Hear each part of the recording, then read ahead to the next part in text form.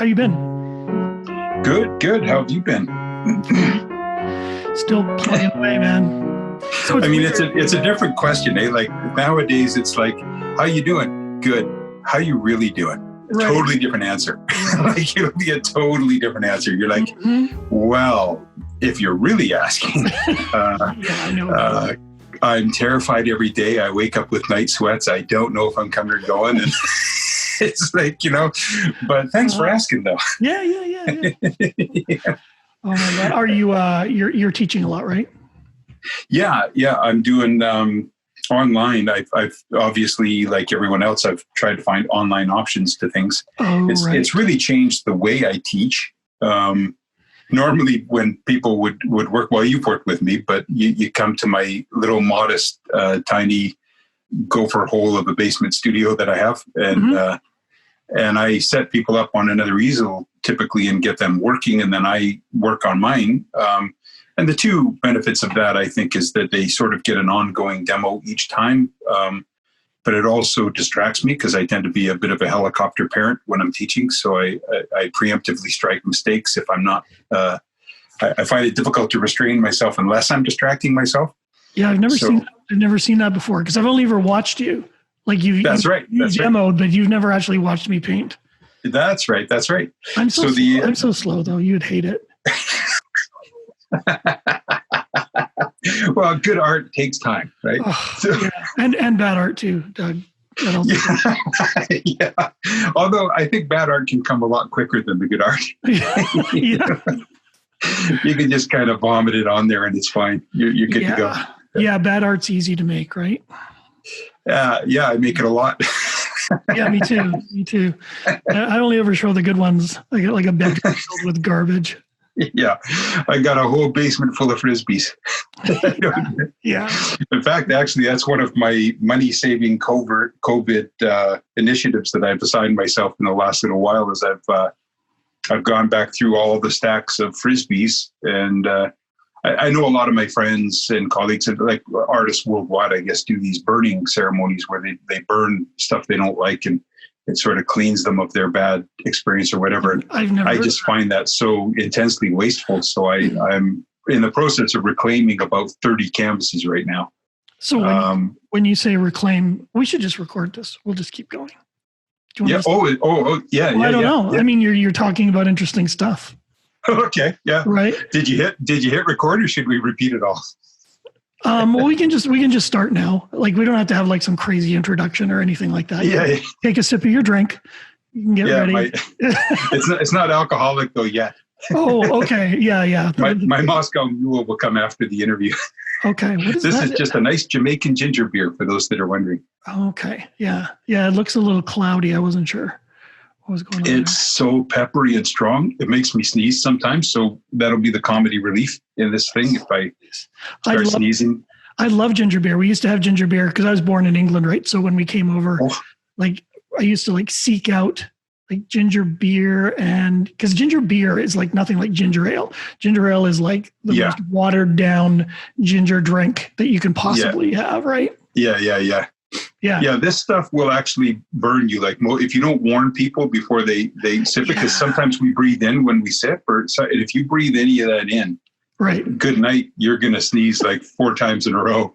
It's so true. And sometimes people, when I would offer it to them, they would think I was giving them ginger ale or whatever. And yeah. So then you learn to warn. Yeah, it's like, oh yeah. Oh. Yeah. It's a surprising drink. So okay, it's my favorite. Yeah. So anyway, let's circle back to what you were talking about. So you were talking about this reclaiming ceremony. So yeah, right. Like a lot of people, if they have things, I've actually playfully argued with lots of my friends about it actually, because I just call them wasteful and foolish. And then they're like, yeah, but we get rid of all that bad energy and everything. Yeah, but you're wasting all those canvases. And what if somebody else would have liked the painting, right? All these different things. And right now, actually, just a friend the other day saw some of the paintings that I'm saving or redoing or whatever you want to call. Right. And they were like, they're fantastic. Why? And I was like, well, they're not though. That's the thing. They're. I mean, to you maybe. Are you interested in them? Unless you're going to buy them and help me make a living, then my assessment of them is that they're weak. Some of them, like for an example, I have one painting of a father holding a baby, a young Native warrior holding his baby, and this was back in the days when I hadn't really fully explored composition. So I was trying to create. This is about 10 years ago. Okay. Maybe, so way back. Yeah. Yeah. I'm 17 years old this year as a painter. So that's. You don't look a day over 18. Yeah, you're a kind man. I know. So yeah, this is going back a little ways, but I had this thought, I can remember it very clearly, that I would make it more intimate for the viewer by sort of zooming in on the dad and the boy. And I got rid of all the background elements and just sort of used it as a uniform sort of textured background, just to really try to make them the sole focus, really kind of bring them to a closer intimacy with the viewer. And what I discovered is that actually when you crowd the canvas with your subject, sometimes the viewer actually wants to step back because they start feeling claustrophobic. So it actually creates the opposite reaction in the viewer than I wanted. So every time I look at that painting, it bugs the living hell out of me. Right. Because I think I painted every element okay. I think the dad's fine. The baby always gets comments. He's so cute and stuff. But it's just a crap painting. Right. Because it's the opposite result of what I was going for. So I may have painted things successfully in my own opinion, or up to a certain skill level at least, but they don't do the job they were assigned to do, and therefore it's a failed painting. And that took me a long time to start really looking at things and saying, well, when can you mark something a failed painting? And I think it's, in my opinion, it's when you realize that the primary objective of that image is not being accomplished. Right. And that to me is the failed painting. So what I do is I take it out to the garage and I put on a respirator mask and I sand down the surface of the oil. And then I seal it. This is a canvas though, right? Yeah. So, okay. So you cover very fine, like a little butterfly guide that I can just use really gentle pressure on. Okay. But amazingly enough, the oil is really hard. It cures. It doesn't dry. So it is similar to concrete that way. It's very hard once it is cured. And well, it cures the whole of its life, but once the surface is fully cured. Yeah. And it is really hard to get off there sometimes. So you can put a bit of elbow grease into it without damaging the canvas. Cool. But you don't want to go too crazy. You just need to break into the oil enough to give it something for the next passage of oil to grab onto at the end of the day. But if you get distracted by the previous image, which a lot of people do, you could go an extra step and use an oil ground primer, something like that to prime it, which I've done that as well. But usually with those ones, I just go right in and paint over top. And once I've got it sort of drawn in, I can see the new image. Right. And I'm not distracted by all the cacophony of information from the old one, and I can kind of get back into it. But these ones I'm going to oil ground because they're very detailed paintings. Some of them are textured and they are going to be hard. But also I'm trying to do a lot of these YouTube videos, and I don't want the viewers of the videos to watch this father and son sort of get covered up by a barn or because they'll be like, where the hell is the, like, how is he measuring the, and have people like, I can't see what the hell he's doing, and then click out because the video's driving them crazy. So I'd rather have a nice clean surface and then get in there. So that's really cool, Doug. Hopefully. So there's a potential that any of your future purchasers may one day discover that there is like a hidden Doug Levitt below their existing Doug Levitt. It'll be like the Mona Lisa, you know how they like shoot those gamma rays in to like see all the you made and stuff like that. Who is that, spectroscoping or what is that called? Something like that. And then you can see. So I think some of them. Burton Silverman is a fantastic painter. If you're not familiar with him, Google him. He's a master painter down in New York, and he's. I'm a huge fan of his. Burton Silverman. He's done some paintings. I know. I remember coming across articles of him. I think in might have been American Artist or something like that. But he said sometimes he's got 3 or 4 or 5 paintings underneath a painting. Oh, really? Yeah. Because he just, if he doesn't like it, he just starts going into it. That's him. That's Burton. Have you ever met him? I have not had the fortune. My buddy David Goldie's another great painter out of Victoria, portrait artist, and he's trained with Burton in the past and speaks very highly of him. Oh, beautiful. Yeah. Oh, yeah. And I mean, his portraits are great, but his standalone paintings, that like his own thematic paintings that he does just for his own pleasure, are even better, I think. Wow. I think based on stories David's told me, I think he sort of complains that the public isn't really interested in those stories. They want softer stories or something like that. Right. But like a painting like that, which I think is brilliant. But I can kind of see why people wouldn't want to have it in their home. You know, it's right above the fireplace in the kitchen. Yeah. The stove. Throw Grandpa George over the fireplace. You know? I mean, that looks like me now. I don't know if Grandpa George would want that picture of himself up, would he? But there's an honesty to that, and there's a power to it. Yeah. But just in terms of the painting as well, like the flesh tones, the musculature, the sense of light, I can tell exactly what type of day that is by how well he's painted that. Yeah. And it freaks me out, the skill that goes into it. But there's also a real honesty in that, like that speaks of hard labor, and it looks like that guy's had a long life of hard labor. He's no stranger to difficult circumstances. And so, there's a kind of a brutal truth in the painting, but there's a beautiful execution in the paint. So it's got these diametrically opposite kind of feelings going on in it. And I find that kind of thing absolutely fascinating. So in some ways, I'd have that in my studio in a heartbeat. Yeah, I can't afford Burton, but if I could, I would collect that kind of work over any kind of. I can't remember what the phrase was that my buddy David said. He used to say something like "pablum" or whatever, like something that's just only good for the basest public consumption, not really meaningful. And it used to frustrate him, I guess. But then again, he came up in art in America in a time when contemporary art was the rage, and people like Burton were being poo-pooed and vilified as human photocopiers and whatnot. So realism wasn't the flavor of the day for pretty much his whole career, really. So, but it's stunning work, isn't it? Yeah, it's amazing. It's amazing. That's one of my favorites. That's a self-portrait. Sorry, I interrupted. No. I was actually just going to say it's really amazing. The reflection in this is so cool. Well, and the way his legs are sort of there and then not there, and it asks questions about, he's got 1 foot in the world and 1 foot not in the world, and his face is framed like he's in a painting. It's also a landscape. That's thematically and structurally, that's one of the most brilliant paintings I've probably ever seen. It's got so much symbolism and storytelling in there. There's layers that are just fascinating, but again, stunningly painted. The execution. Yeah. And I mean, I'm such a fan of I definitely like lean towards realism for sure. But, I shouldn't say I have a hard time appreciating abstract and stuff like that, because I do appreciate it. But just because I paint in realism, this kind of stuff sort of blows me away. Like the economy of his strokes and stuff like that. Right. Absolutely, I would be like way too detailed with my stuff. And his is amazing.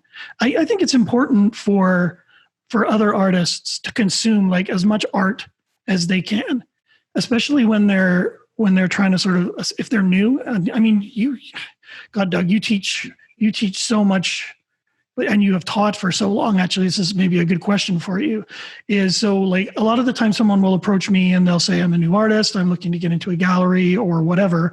And, what do you suggest? And of course, with my worldly experience of only being a few years as a professional artist, my only thing that I kind of come back to them with is make sure that you have a body of work that actually has a specific vision or voice, or that someone would look at and identify as your work, right? Yeah. I don't know. Is that something that you work on when you're teaching? In certain ways, I think, but generally speaking, not in the traditional sense. Right. The traditional sense for me is that gallery thinking that says that every artist has to have a niche. And, that helps them with their quick talking points or selling points, maybe is what I should be saying. But let's say talking points where they can say, Doug Levitt does historic paintings of Native American and cowboy themes. Boom. They don't want to have to say he does that. He does landscape. He does still life. He does contemporary portraits too. Well, he also does they just feel like they're lost. And so I think over the years, decades, whatever, I think galleries have kind of trained collectors and vice versa that they want that abbreviation. They want things in a neat little box, in a neat little package.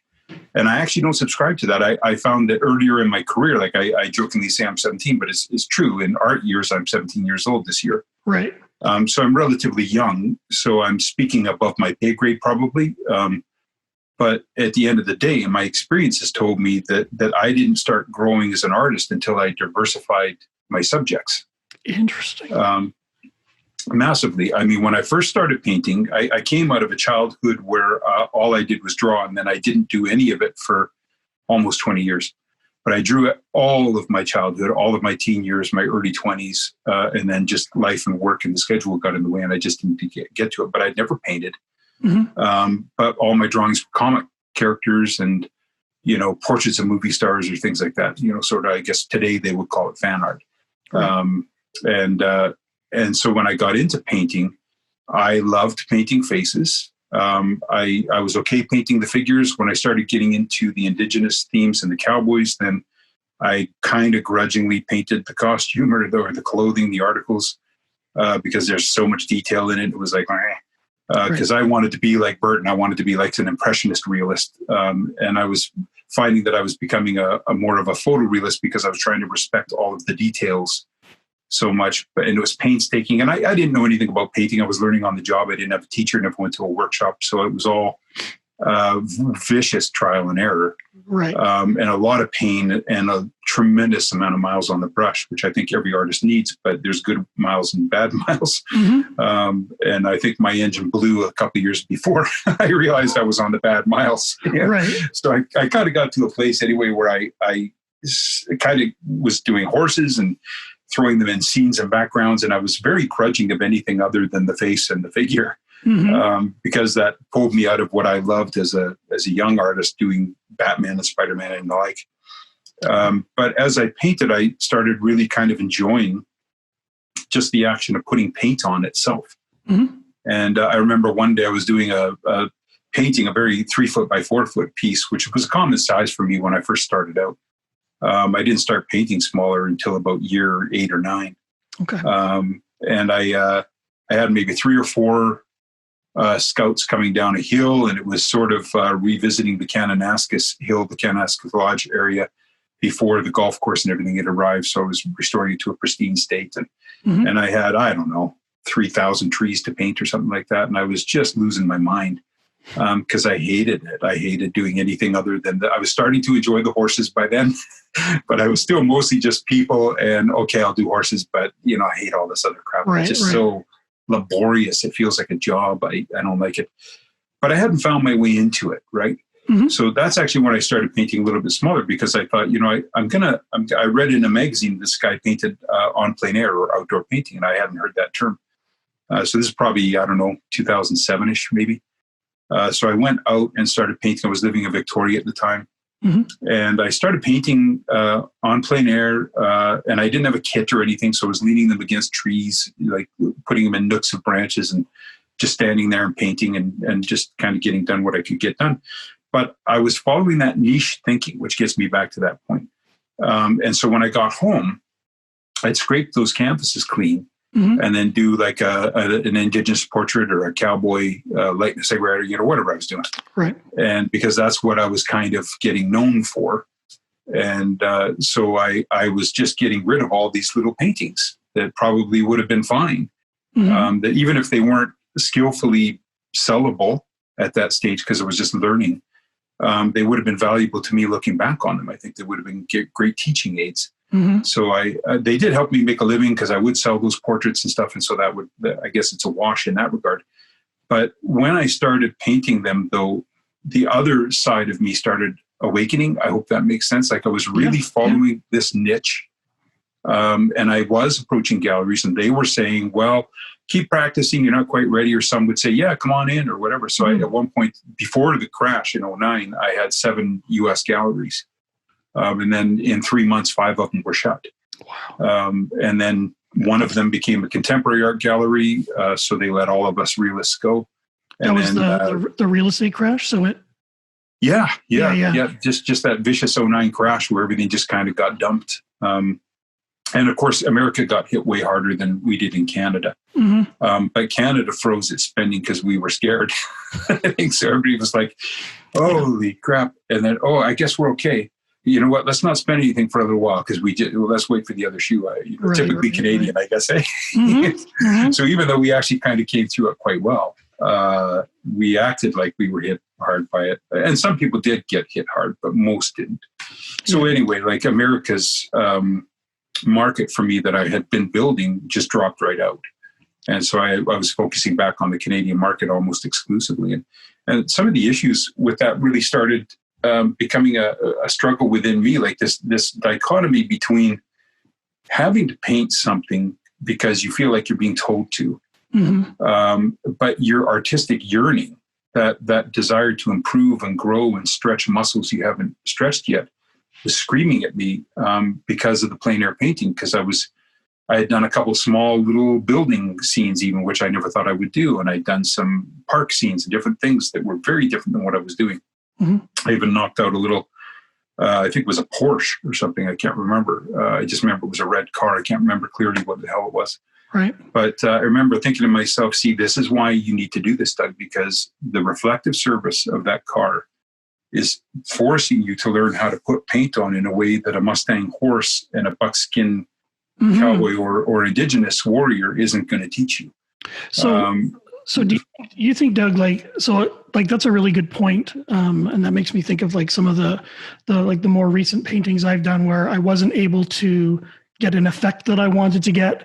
And so I ended up like changing the way that I applied the paint and trying different paint and trying a whole bunch of different things, which eventually led me to be able to, be a better artist in the end, find more efficient and just more realistic ways to create a texture. Like mine was a waterfall. I just couldn't get it to work. And I switched paints and stuff like that. And then it worked, right? So like what you're saying with the Porsche, right? Like that's a great way to learn how to paint something that's maybe a smooth surface with a graduated lighting and stuff like that.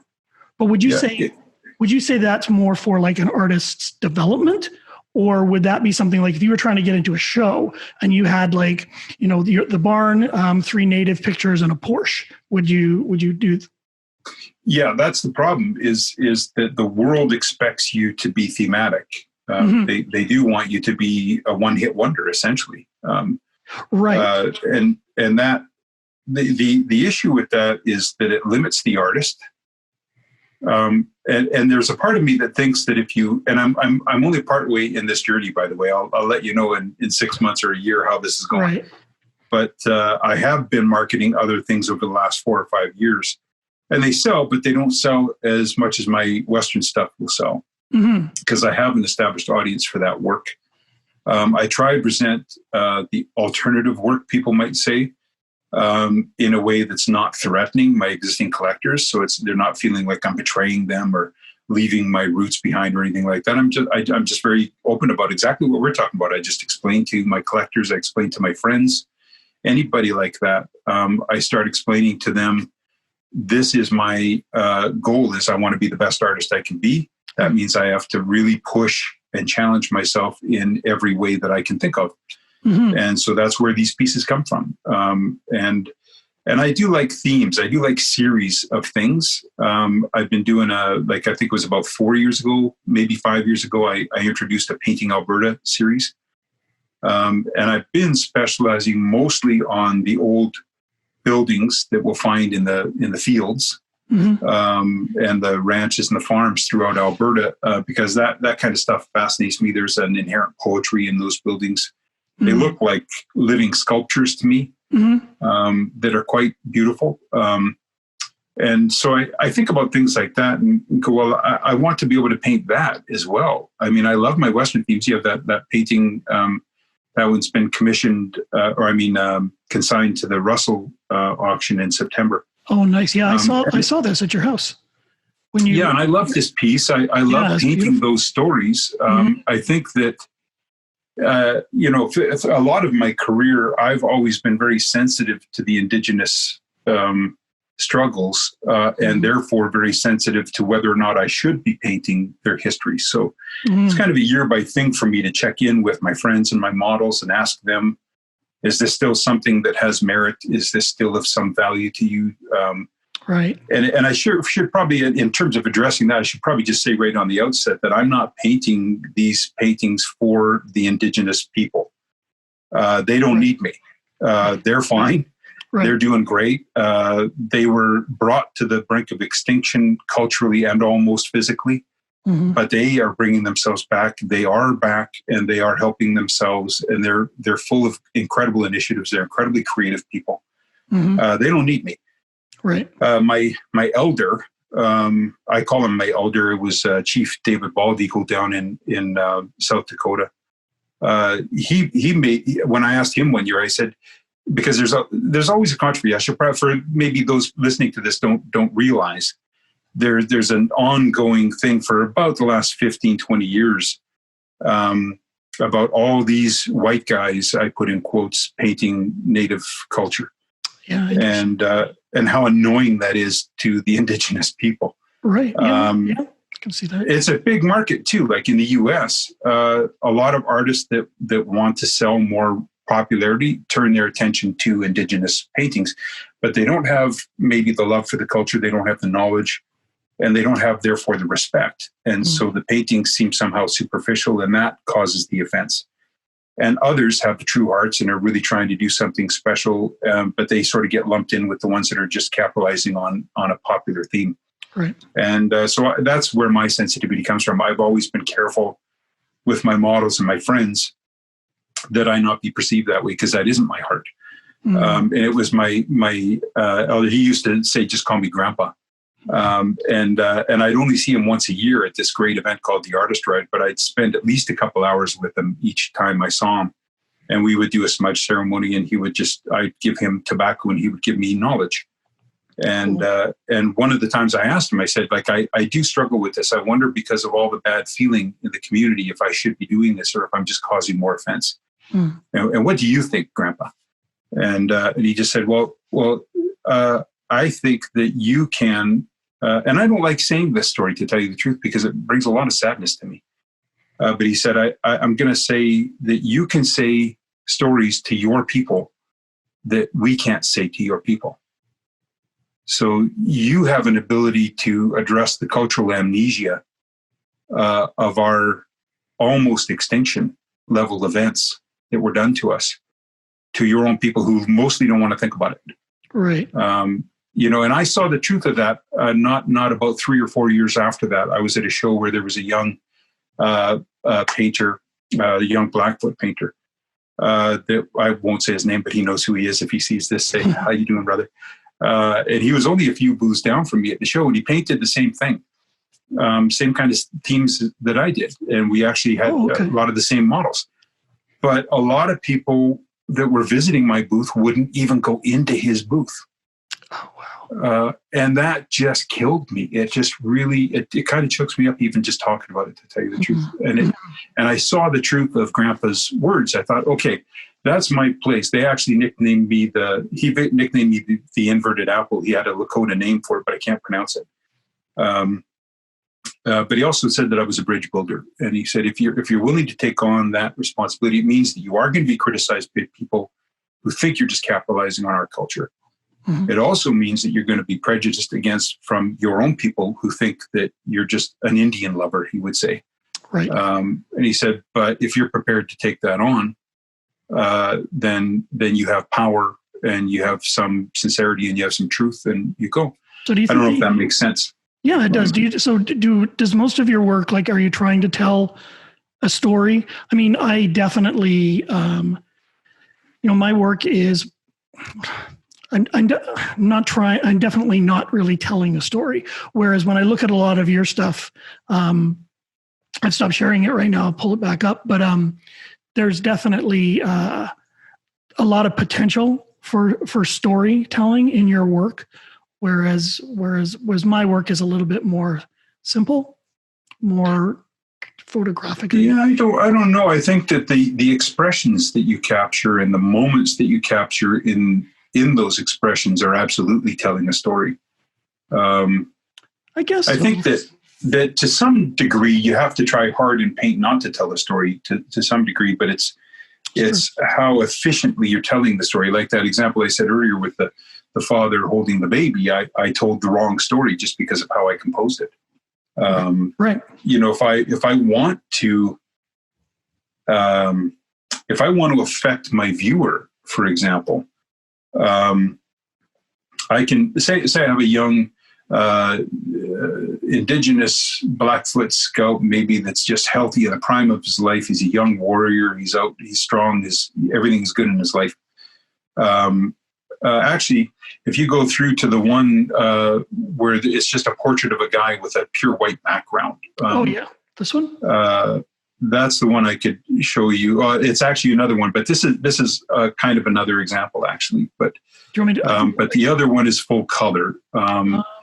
Just tell me if you go back to the main screen and scroll down, it's the one second row, third in. Third in. This one. Yeah. Buffalo Shield 2? No, right above him. Oh, gotcha. Sorry. That one, yeah. Mm-hmm. So this is actually a perfect example of how I'm using composition to tell a story, I hope. Most of the viewers that have looked at it have reacted in pretty much the way I hoped they would. Right. But a few others, maybe it didn't hit them the same way. Mm-hmm. So I've got this is exactly what I'm talking about. A young fellow, this guy is strong. He's very strong. He looks like a dude that's in the prime of his life, and he looks at peace, calm. There's depth to his face. Mm-hmm. This, by the way, is a model named Moses Brings Plenty, who's another good friend out of South Dakota, who's now a pretty well-known Hollywood actor. So he last time he texted me, he said, I can't afford him now. Yeah. Really? Do you know what he's been in, or? He's been in House of Cards. He was in the Great American West miniseries that Steven Spielberg did a couple of years back. He's done his own independent films. He's been in several things, actually. Moses Brings Plenty. What a great name, eh? Yeah.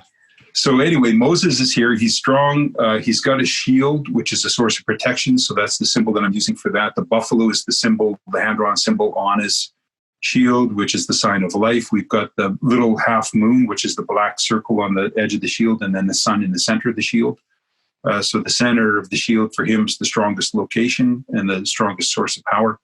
So he's good. He is fine. But I put him in an all-white background and I cropped his head off. I shrunk him into that space quite noticeably, quite dramatically. And what I was hoping the viewer would end up feeling is a feeling that the world was closing in on him, that would maybe create a little rhythm in the viewer of impending trouble. Interesting. Even though he's fine, maybe the world around him isn't. He's floating in nothing. Like, in other words, his feet are getting taken out from under him. And when I had it at the show last year at the Stampede, sometimes you know what the shows are like. Sometimes you get time to talk to people and sometimes not. But whenever we had those breaks where I could actually ask somebody and hear a good in-depth answer, I'd say, what do you think of this painting? What does it make you feel? Mm-hmm. And they'd say it in different ways, but a lot of them would come to that place where they felt like, I feel uncomfortable. I feel like I start to feel like I'm worried, like there's something wrong here and I can't quite put my finger on it. Wow. But it doesn't feel right to me. Right. I thought, yeah, that's exactly what I was going for. That's interesting. So when you're creating this, Doug, did you have that idea when you first actually made this composition in your mind that you wanted it to have that feeling like something's wrong or yeah, I did. I played with it a little bit. I did a few thumbnail sketches, trying to think about how I would do it. I actually had one where it was just his face on the top right-hand side, right, and almost nothing else. Right. And that was wildly appealing in some ways, and I might still go back to that at some point. Interesting. But it was the thing that happens when you come up with these ideas is you have to, at least for me, I don't know if other people would go through this, but I'm acutely victimized by my self-esteem. I don't like being in a position where I'm worried people are going to say bad things about my work. It hurts my feelings. Right. And I'm sensitive to it, and I worry about it. And so one of the glaring things when you make a choice like this that you leap out to is you just know in your stomach that 7 out of 10 artists are going to walk by that and go, well, this guy doesn't know a freaking thing about composition. Like, Jesus, what the hell was he thinking? Like, who cuts the head off? Like, what, you know?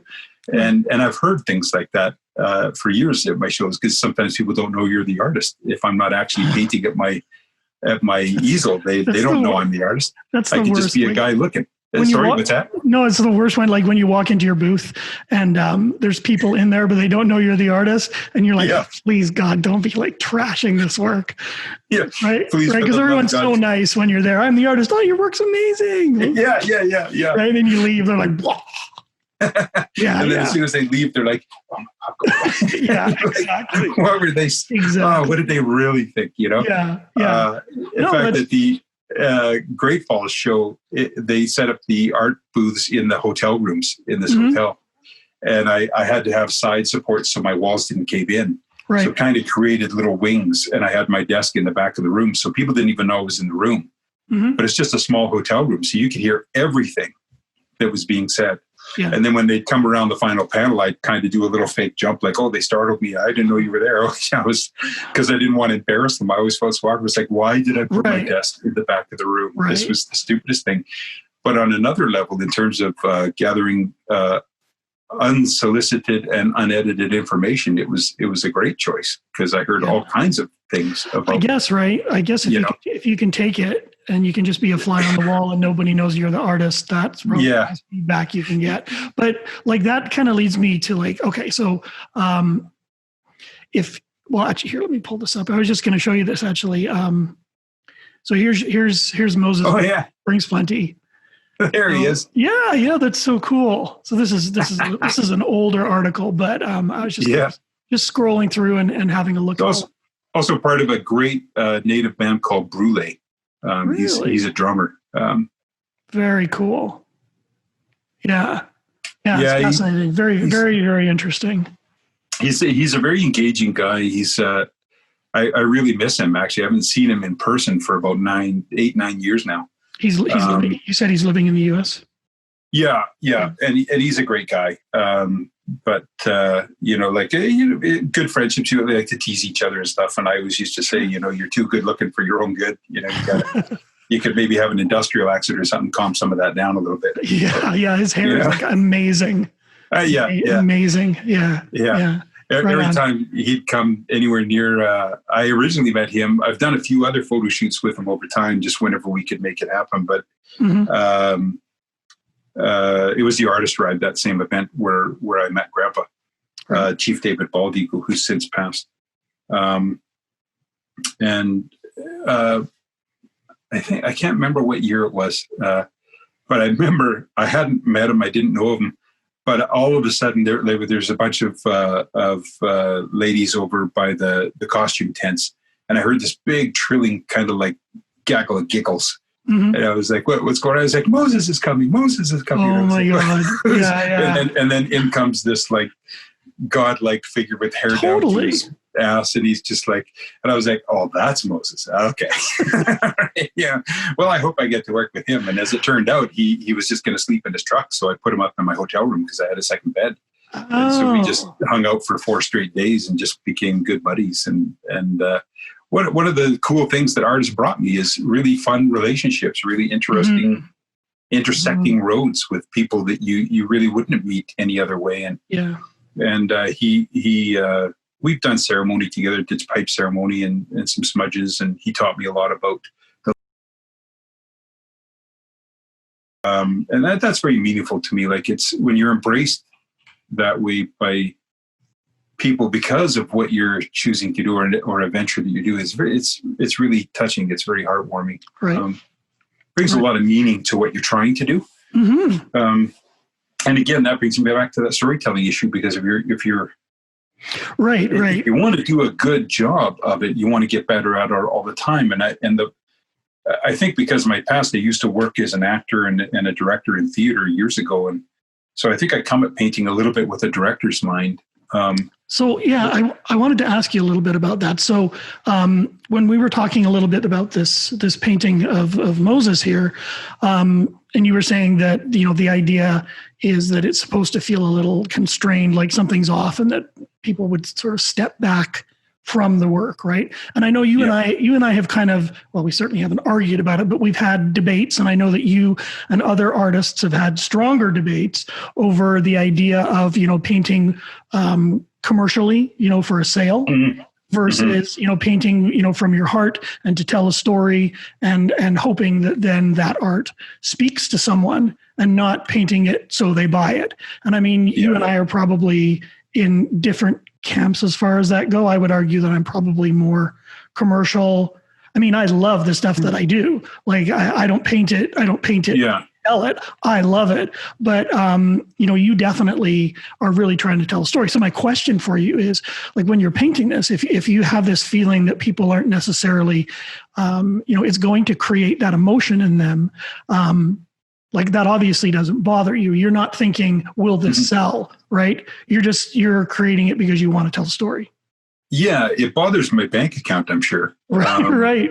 But, I don't have a great ability at knowing what will sell. To be honest, I mean, I've always been a little bit tight because when I got into this game, it was after an accident, a few surgeries, and different things happened. So I wasn't able to work at the job I had, and had a lot of recovery time between surgeries and such. So when I got into this, I was all in. Like there was no option for me. And I think I got juried into the Stampede show maybe 9 months after I had made my first official real stab at painting. I did one painting at the end of 2001. So really the start was in 2002, and I was accepted into the Stampede and going there by 2003, I think, if I'm getting all the dates right in my head. So I had a few things that I had to do, surgeries, different things. So when I say 9 months, it was, even though I started in 2002, there was sporadic painting because I was healing from things and whatnot. Right. And then when I got into the Stampede, I was pretty much steady for that time. So it was entirely on the job, and I wasn't selling super fantastic. I sold enough to keep my doors open, but I could never afford. My dream was to find a teacher or go to a workshop, or like people do. And I've never been able to afford it. I've always, like, even in flush years when things were going really, really well before the crash, I was always just reinvesting in more shows. So the money was always just kind of getting me where I needed to go. So I just never really had the surplus to find a teacher or go to workshops. So I was just scrambling to learn however I could. And there were a few desperate times when I tried to find that magic bullet. I mean, I'm not ashamed to say it. Desperation makes people do all kinds of things. And there were times I went to shows thinking, well, the last time I went to a show, this image sold first. So if I do something similar to that, never occurred to me to do the exact same thing. But I always thought, like, what if it's derivative? If I did something similar to that, whatever. So I obviously had some kind of instinct that just wanted to sway away from repeating an exact image. Oh yeah, but if horses in an open plain are selling, it's very hard not to paint 30 horses in an open plain. Next show, right? Or 3 native warriors going through a river, or whatever, cresting a mountain pass or something. Mm-hmm. And you're like, okay, I'll paint that a million times, and sometimes they wouldn't sell. You'd be like, well, God damn it, that went fine there. Why didn't it go here? Like, what do I do? And I think sometimes the truth of it is, I kind of envy people that are able to find the commodity base because they have an easier time financially. Right. I don't have that gene. And I've had to make my peace with that. And I wish that I could make more commercial images sometimes. Mm-hmm. So I would have less stress. But I just, and what I mean by I don't have that gene is just every time I try to do something like that, every time I try to think, well, what is the formula? What are the ingredients? How can I make that work? What could I do? vibrant sunset here, something there, whatever, what seems to sell. It doesn't seem to really sell, or it takes forever before you find somebody that buys it or something. And it doesn't add to my financial benefit the way I thought it would. Right. And I believe the reason for me, and this has to be subjective, because everybody's different. But for me, when I've done that, I haven't been painting from my truth. And what makes me create a saleable painting is invariably when I am the most passionate about what I'm about to paint, and the most excited about it. And I tend to work painting by painting. I don't tend to work on multiple paintings at the same time. So no, typically not. If I get interrupted due to schedule or something, sometimes I have a hard time getting back into a painting. And then I'll start another painting that's more interesting to me. And then when that one's done, I'll go to the next one and so on. And then it can be sometimes years before I finally ever go back to that one that I got interrupted on. Okay. So it's not like you have a stable of paintings that you're working through. No, I like to paint Alla Prima. Wet into wet direct. And so when I go, I like to finish. When I start, I like to be done. So like the one with the riders discovering the buffalo skeletons in the prairie, that was a 3-day paint. And they're long days, but they're dedicated days. And my emotional through line is there. My intent for what I'm trying to do in the paintings, in terms of my values, my color temperatures, my sense of atmospheric perspective, all those different things, detail versus lack of detail, all those things I'm thinking about, but I'm also able to keep that emotional through line the whole time. And that's my happy place. That's, as an artist, that's what makes me tick. And if I get interrupted on that, it can be kind of like losing that emotional limb a little bit. And I'm like, oh, where is it? Where is it? And by then, though, I've got so many other paintings that I'm hungry in the back of my mind. Right. That sometimes one of those will come up and I'll go, well, you know what? Maybe I'll just do this one for now. And then when I get back in the group, I'll go back to Buddy. And Buddy never gets talked to for a while. And then, because I tend to get carried away by that emotional thing. And the next thing that grabs me, and sometimes the story grabs me, sometimes the visual concept grabs me, sometimes the color relationships grab me, different paintings grab me for different reasons. But whatever that mood or thing is for me in that moment is, I kind of go, okay, I got more fuel in my tank for that now than I do for that one. So I don't want to work on that one right now because my tank's a little empty. Yeah, I'm the same way. Like if I mean, you and I have such a different painting, not style, but like our process is so different. And, I'll have like 6 or 7 going at the same time. So I'll have some drying. Oh, wow. Because I don't necessarily through your teachings and stuff, I've learned to do some wet on wet when I need to, but it'll be a real variety of stuff that I'll do. Right. So I'll let it dry and then I'll add new layers, but you don't actually do that. Right. So like once you're done, you're done. Like you won't pull a painting out and go, this needs more highlights. This needs some better blending here or whatever. Yeah, no. Oh no. God. Yeah. I'm terrible for that. I paint in oils, but I paint more like I'm painting with acrylics. Yeah. I think that's probably the majority of oil painters in the world paint in a layer fashion. I think a lot of, atelier trained artists that go to a hardcore painting school and are painting from life paint Alla Prima. But even then, I think when they transition to their studio work, probably I would guess the majority of them go into some kind of layering process. I mean, you look at one of my current painting gods is Cesar Santos. I was just watching the podcast with he's Henry Tischler. Fantastic, but he's a perfect example of what I'm talking about. He can Alla Prima paint, chooses not to. Right. So he lays things in with usually a fairly detailed drawing, or an imprimatura wash, or a grisaille, whichever he chooses to do, and then he starts layering color and temperature of color after that. And he has to feel comfortable between each stage. But there have been a few times when you'll see that he paints Alla Prima. But the last time I ever saw him do a video where he painted Alla Prima, he did make that distinction to the viewers. He was like, if you paint Alla Prima, you got to do everything all at once. And it's much harder. And that's why I like it. That's I'm nothing but emotion wrapped in skin. So the improvisational, in the moment nature of Alla Prima is what really activates me as an artist and as a person who wants to grow in that skill. But then my goal in my life as an artist is to be the best skill-based artist that I can possibly be. And if you're going to tell me that Alla Prima is the hardest thing because you have to do all of those stages all at once. I mean, we're dealing with composition, drawing, the value of that drawing, the color of those values, and we're dealing with the temperature of those colors, and we're dealing with edges throughout all of it. So with every brushstroke, I'm doing all 6 of those things. Every single brushstroke. Yeah. You got to think so dimensionally, and you have to really be on your game. And I fail all the time. But well, actually, let me amend that. You don't fail in art. I personally, I don't believe. I don't know what you think about that. I'd love to hear it. But my belief is that if you are, but I think if you you can do a bad painting, right? But I don't believe that means you're failing. No, you can learn from that, and bingo, yeah.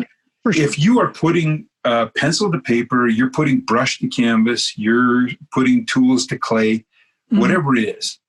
If you're actually trying, you are succeeding. You are succeeding. It's impossible to fail. The only way in this craft I think you can fail is if you don't do it. Right. Because that doesn't allow you to grow. And it's not really failure. It's just not really trying. Yeah. So this notion that you have to be afraid of the canvas or all this stuff, I'd love it if people would just put that away and go I am moving forward. If I take one step, I am by definition moving forward. Absolutely. That's the only direction you can go when you create is up. You can only improve skill. How often you do it makes it quicker. If you put enough miles on your brush, it's exponential. It literally is. I'm absolute proof of that. What do you think about what do you think about getting feedback though from another artist? Because just thinking about this from my own experience. So I painted for most of my life, right? But it wasn't until it's probably been 10 years that I really started taking it seriously. And it was about 10 years ago that I met Terry Isaac. Went to one of his classes, and he liked a piece of my work and, held it up, and it was very embarrassing and thrilling at the same time. And I went and I spoke to Terry afterwards, and so Terry Isaac was Robert Bateman's protege, right? Right. And so I was thrilled to meet him, and I said, do you do critiques, or do you have a mentor program or whatever? I'd love to be a part of that, right? And he didn't have anything official, but, we liked each other and we corresponded by email. I would drive out to see him. I'd take 10 of my paintings and he would critique them. But the reason I'm telling the story is that I found that my work improved exponentially, even though I was doing the same volume. As soon as I had some feedback from Terry, I saw things that I was doing, quote unquote, wrong, but that I didn't see until he pointed it out. You've helped me in that way. I've sent you, some ideas, right? Some sketches. I try to do some work in Photoshop first to get an idea. I sent it to you and you're like, I don't like this. I'm like, oh yeah, you're right. That's so true, right? Am I that much of an a-hole? No. I appreciate it. But I find that sometimes something as small as somebody giving you honest feedback on something will just kickstart you, right? Whereas you can kind of spiral out of, just doing the same thing over and over and over again. I think that getting feedback is actually essential. Because we are myopic. I mean, these are the only eyes I'm able to see out of. This is the only brain that I'm able to think out of. I can try to put myself in your shoes or other people's shoes, but I'm really only here by myself in my own space. And a lot of the times when you're struggling in a piece, it's because you've gotten tunnel vision somewhere along the way. You've let yourself get a little bit blind. But the trick to me, there's a great story. Another great artist that I admire a lot, he's passed maybe 4 or 5 years ago, named Clark Hewlings. Intense, painterly realist. And he was trying to do a portrait of his wife one time, and he got his friend, a lady named Bettina Steinke, to come over and take a look at it. She goes, oh, well, you're not painting your nose big enough.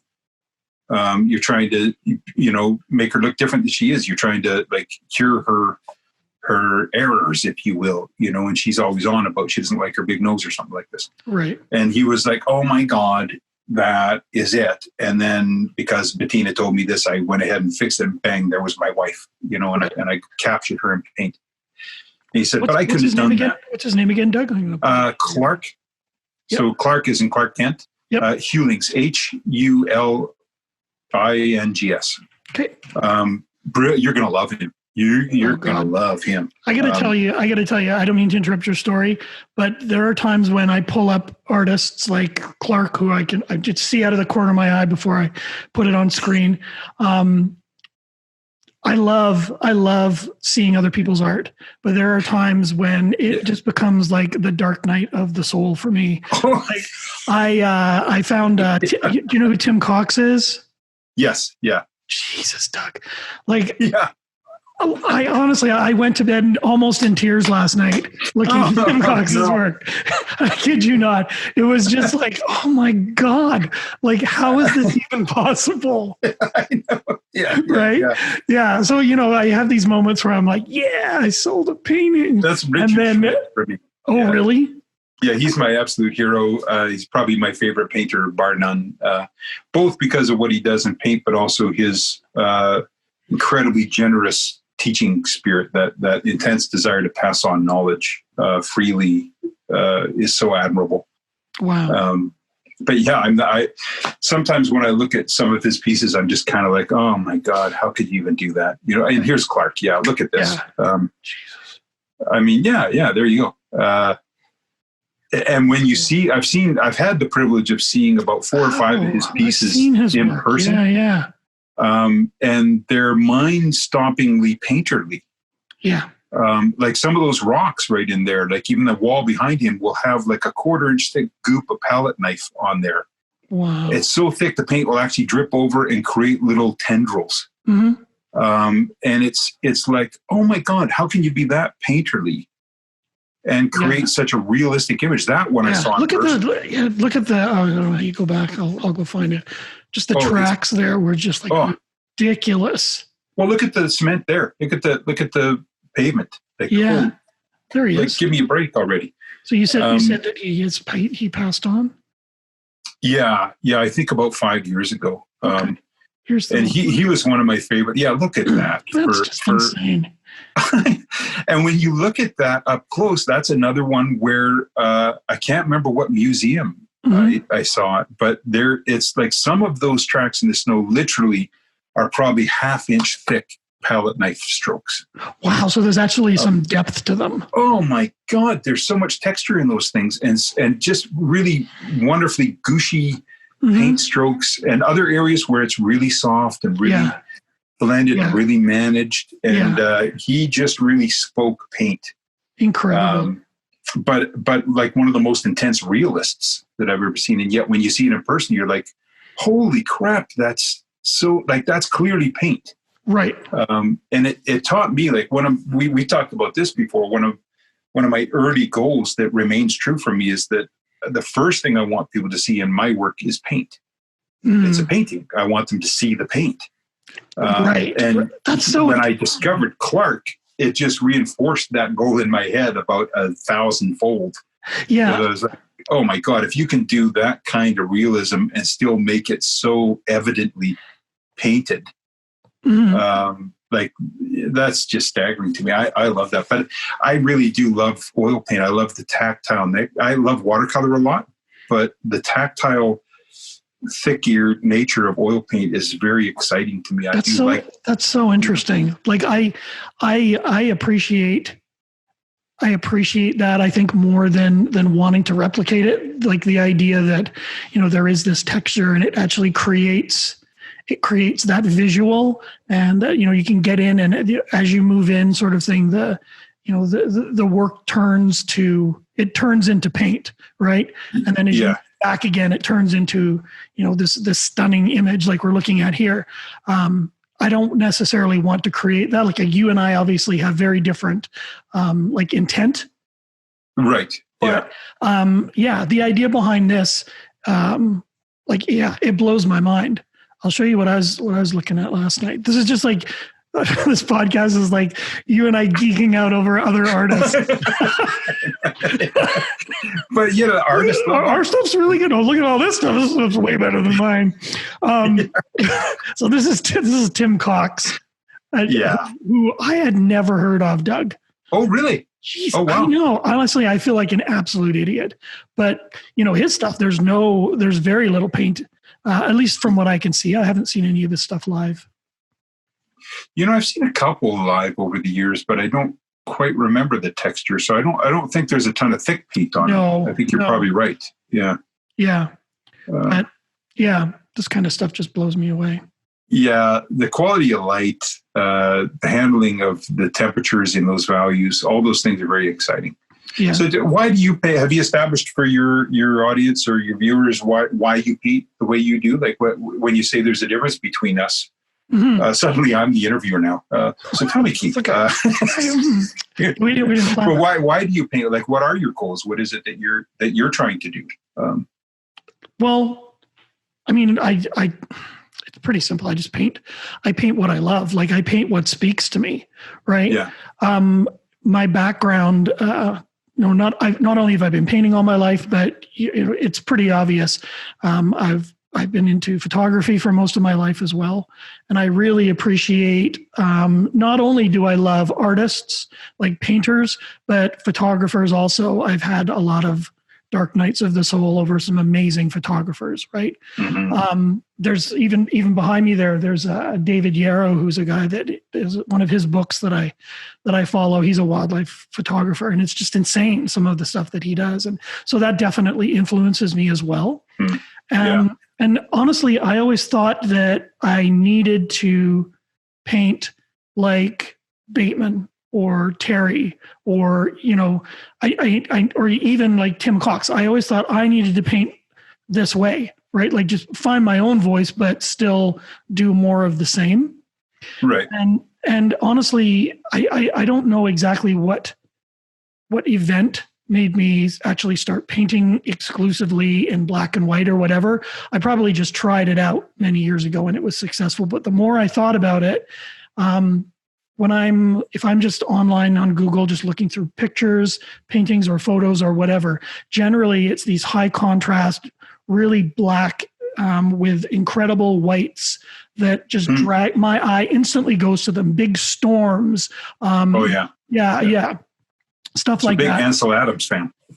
Oh yeah, for sure. Yeah, he's created a lot of stress in my life. But yeah, like that's the kind of thing that when I see that, I'm drawn to it. Color, all this stuff I appreciate, and I understand. Like when we're looking at your work and Tim's work, and all of our friends and stuff, I love what they do. But to me, when I see this black and white incredible contrast, I'm just like, oh my God. And I just have it. Yeah, that's why I would debate you when you said earlier that you're more commercial based than I am, because I think that black and white images are a niche, and you're painting them from passion.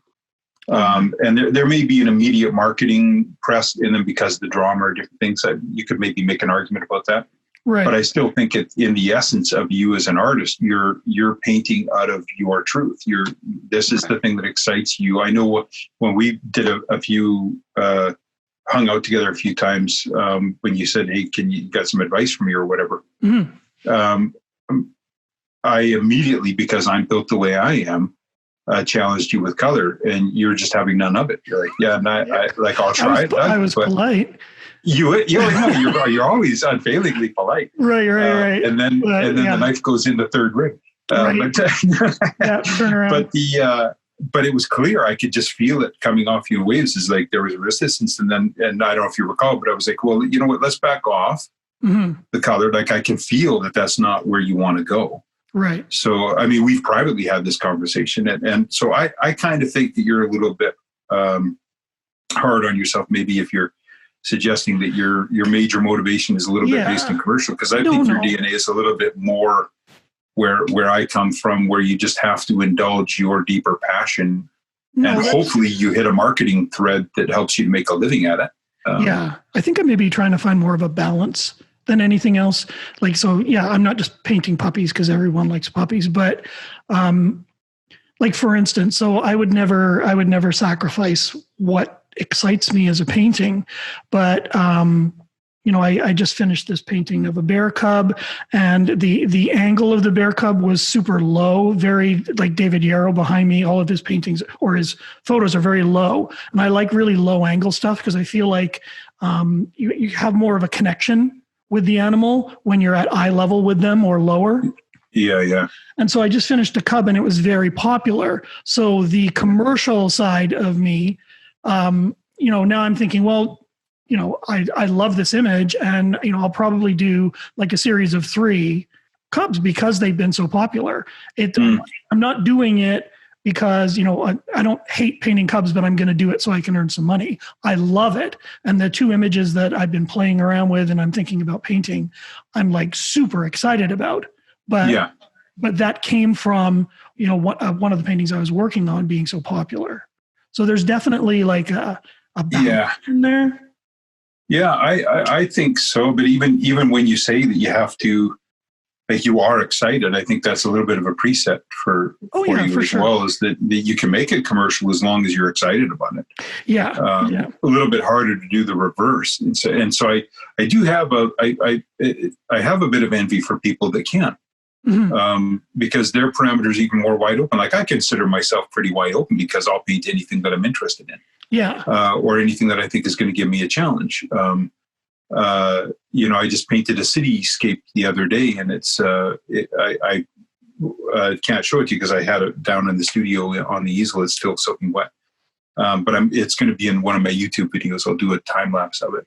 Yeah, I want to talk about your YouTube videos too. So, well, it's the first time I'd ever done that aggressive of a city scene. I've done buildings and stuff, like standalone buildings, but I've never done an honest cityscape before. And the main reason is because I wanted to challenge myself with all those complex images. So you said, you said that was a commission, right?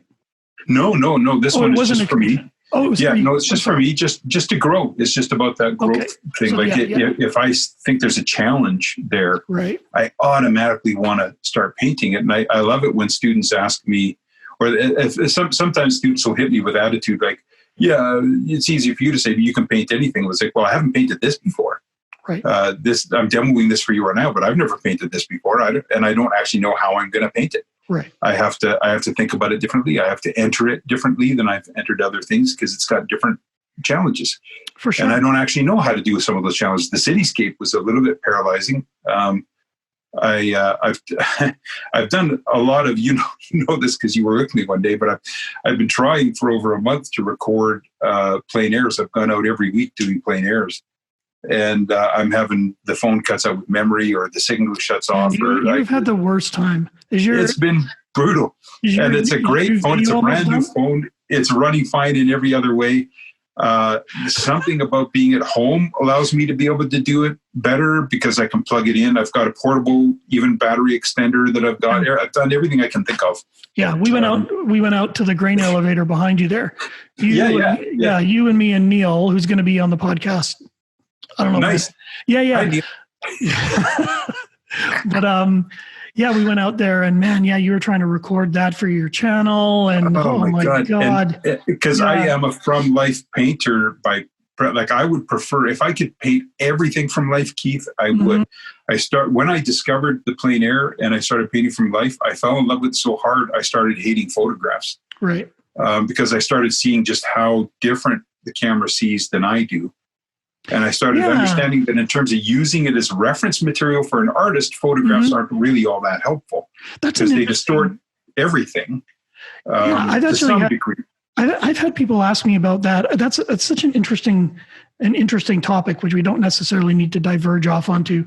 But photography and using reference photos. I've had a lot of people ask me, is it cheating? Should you be doing, I don't think there's any cheating that you can really do, but, it's all whatever works for you. But, like as far as like using reference photos and stuff like that, there's ways that the camera will distort an image, right? So, a certain lens will like bring the background in way too close, or it will, exaggerate your features and stuff like that. And, I think if you're using a reference photo, you don't owe it to yourself. I'm not saying you have to do this, but, it will be good to invest just a little bit of time and understand why certain things distort, right? Where is the sweet spot in a camera where, you're actually getting something at least closer to real life. Do you know what I'm saying? Mm-hmm. Yeah. And if you're like me, and I find my learning interface, I have a dyslexic learning interface, and I can't retain the technical knowledge of the camera, even though I teach myself it every time I use one. I go through YouTube videos, like whatever, and just try to remind myself f-stop, ISO, and I can't keep it straight. As soon as I'm out in the field, I'm like, now what did they? Nothing makes sense to me, and I can't remember. So I'm useless at it. You know what? It's like super easy though. Like if you want to do it for references, I'll just tell you. Like I won't tell you now or whatever. But we'll get together. You just stick it on a bunch of settings and just leave it there. Yeah. Right? I love that. You don't want to be too close, and you don't want to be too far, and you don't want to overexpose or underexpose. You just want to capture the scene as your eye sees it. Right. Yeah. So there's a way to do that in camera. That's as close as you're going to get it. Well, you have to do your own YouTube tutorial video on that so that we can all benefit. I'll come on your show. Let's do that. Talk about your YouTube. Seriously, let's do that.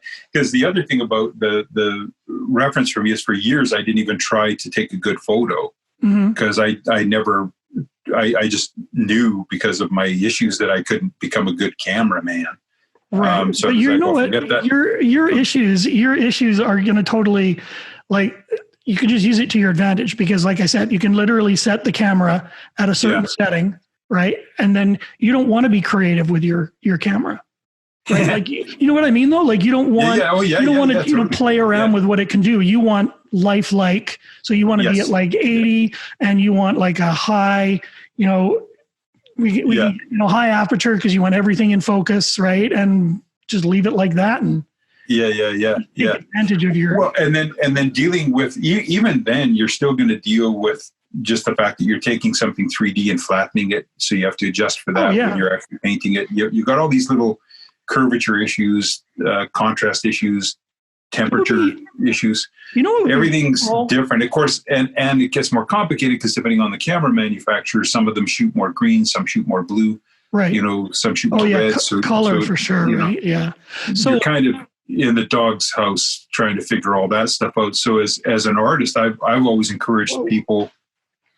I should say, I will say this, I came out of hating photographs because a lot of what I do with my models and stuff, I only have access to their time.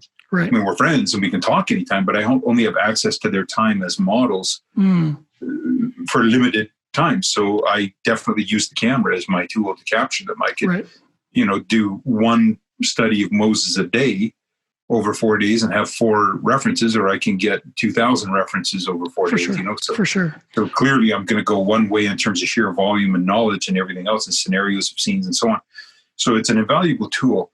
I think the issue is that if you don't know how it's fooling you, you can't compensate. So for all the folks that are doing the grids or projecting it or something, and say like a good classic example, like to look at a Tim Cox painting again when he's doing a running horse, the horse is running towards the viewer. If the horse is at a certain part of his gait, when say the leg is back like this, the camera can't show you the articulated limbs and the angles that it's going through. So all it looks like, if you actually look at it, it just looks like it's got a stubby little deformed leg. And if the artist paints it that way, then they're going to have an unsuccessful painting. So if you understand a little bit past the photographic reference, understand a little bit about the musculature, the anatomy of the animal, then you can kind of compensate for that distortion or that flat perspective that's taken all the foreshortening out of it. Like I can do like this right now, and my hand is big and it's all this, but this is on a camera frame. If I was in front of your face, it wouldn't look anywhere near this dramatic. Right. So I'd want to be able to tone that back, but still make it look like my hand is extended. These are the kinds of distortions that just make people mental when they're trying to draw complicated things from a photo because they don't understand the base information. That's my only complaint about that. So if you do a little bit of from life stuff, You don't have to be nuts about it like I am or other plein air painters, whatever. You can just be a moderate from life person. Even painting once in a while from life is still going to show you. Yeah, you get that line. How that photograph is changing things for you. And that helps you modify things a little bit more effectively for your paintings, which I think is helpful for artists to do. Mm-hmm. If you just totally trust that visual base of information. By the way, I personally don't believe in cheating. I don't think anything's cheating. If you're practicing art, you're being challenged.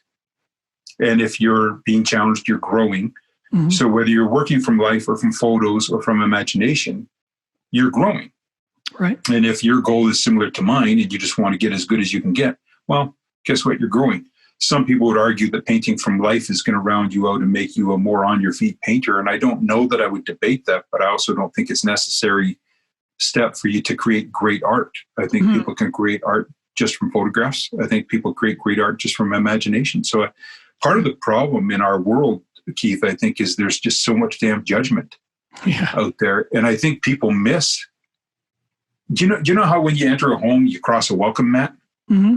You know, I think in life, but especially it seems to me in art or maybe it's creative circles, everybody misses the welcome mat. They miss the first thing they should notice and they skip right over it and then carry on. And the welcome mat here for us in art is that art is subjective. Right. And I think it's supposed to be, because art has the power to speak to every single human being on the planet in their own way, in some way, shape, or form. You can love something that I hate and vice versa, and that does not mean you're right and I'm wrong, or vice versa. That's exactly as it should be. That's the power of art. Why crap on that? Why take that away from art? Why try to shrink art into a box and say, I'm the only one that knows this is, anybody that does this doesn't know what they're talking about, or anybody that works on photos is an idiot. Anybody that just works from life is missing the, why is it so contentious? Why does that have to be so antagonistic? Why can't people just get along? Why can't we all just be friends and say, hey, you work entirely from projected images, good for you. I work entirely from hand-drawn organic things, good for me. Why can't we enjoy each other? Why can't we like each other's process? Why does it always have to be so damn judgmental? Agreed. And sometimes people won't tell you what their crutch is because they don't want to feel like less of an artist. Right? Yeah. And I agree with that. I think that the most important thing is just to be honest with people. And you are going to have people that are like, oh, well, if I trace that, I could do it too. Okay, go ahead and try, because it's not just tracing or whatever. I mean, we've all tried tracing. We've all tried all of this stuff. It is not the shortcut that you think it is. Oh my God. Yeah. Well, that's actually why I got away from drawing an image before I painted it, actually, because I used to do intricate pencil drawings and then I'd fix them and paint over them. Yeah. And at a very quick point, and for an Alla Prima painter anyway, at a very quick point, the drawing's gone. Right. And you have to redraw anything anyway. Yeah. Yeah. So it was like, well, I started with a solid reference point, but then I started noticing, like when I first started, there was a buddy that came over to the house one time. He was a Stampede artist. It's maybe not a favorable story in some way, so I won't mention his name because he yelled at me. And I don't want to give him a bad rep. He's a good guy. But he came over and he saw me struggling to draw an image on a 3-foot by 4-foot canvas. And I had about 30 photographs assembled because I was taking a head from here and a horse from there and whatever, and just assembling the thing. Right. Because I didn't know how to do Photoshop or any of that stuff, right? So I was just kind of pulling them off and I was just organically drawing. And trying to size it up to that size, I was making a lot of mistakes. And this is how little art knowledge I had. Right. I didn't even know it needed erasers existed. So I was using gum erasers.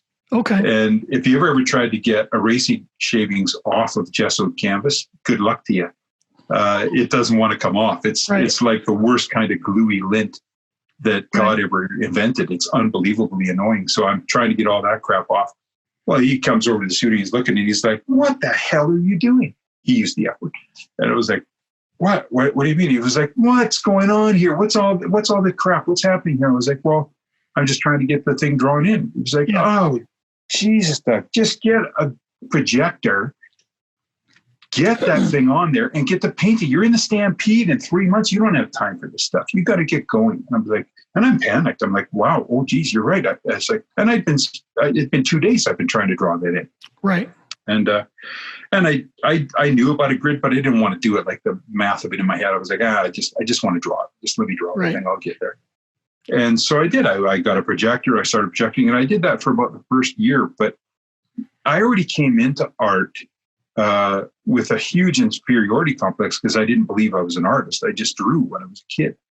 Yeah. And I drew every day, but that was, I just view myself as a doodler. I aspired to be a comic artist, but I wouldn't have called that Michelangelo art. Like I had a separate thing in my mind of what an artist meant, you know? Mm-hmm. I saw a plate of a Michelangelo sculpture when I was about 16, and it made me burst into tears. The story of Mary with Jesus on her lap was something, because it was clearly a dead person and a grieving mother, and I was pounded by that. But simultaneously, I was being pounded by the fact that all of this was in one stone. Mm.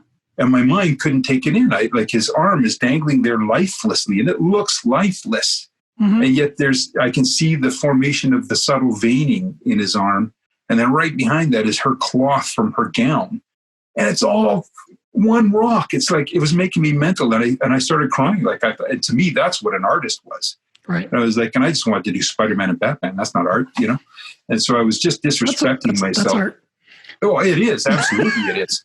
But you see, I had this high-minded notion of something that was false. I had bred it into myself because I never cried looking at a Spider-Man drawing.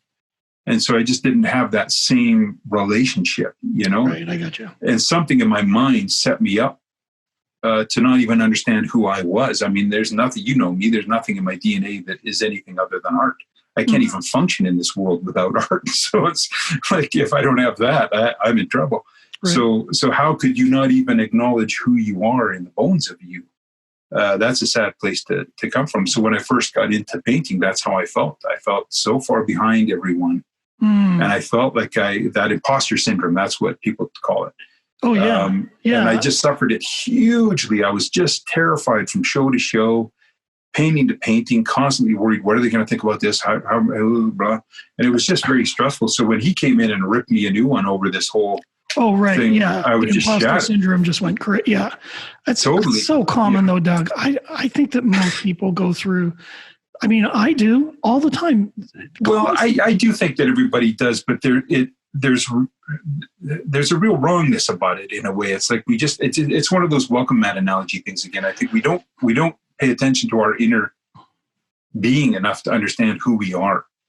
Sure. And if we understood better who we are, like I actually had an understanding of who I was out of that experience. Because like I said, it was maybe about a year into this projecting business. And my confidence had sapped out of me because the only thing I brought to the table was that I could draw. Right. I mean, I was a good drawer. As a kid, I was a very good drawer, and I practiced it every day. I was drawing something all the time. And so I developed skills. Mm-hmm. And that came with me. It was rusty. I had to get it back. It's not like riding a bike. It's more like sharpening a knife. I had to work it and get that edge back. Mm-hmm. But it came fast, and it came back to me, and I was doing it every day. And I was like, oh yeah, this I can do. But then after that projector business, I lost so much confidence for that, Keith. I can't even tell you. Wow. So I had a moment one day when I looked at it and thought, I don't think I could draw this. And that scared me. So I put the projector away. I gave it to a friend. Mm-hmm. And I started freehanding everything again. But I was still just doing really intricate pencil drawings. And then I did a quick draw at the Stampede where I didn't have time to do a drawing. I just had to go with the paint. Mm-hmm. And it was so much easier. Like the paint, oil paint is so user-friendly. You can make it do what you want. Mm-hmm. And if you screw up, you rub it off and go again or scrape it out or paint over it, whatever you want. So I found I could draw things in paint way quicker than I was drawing them in pencil.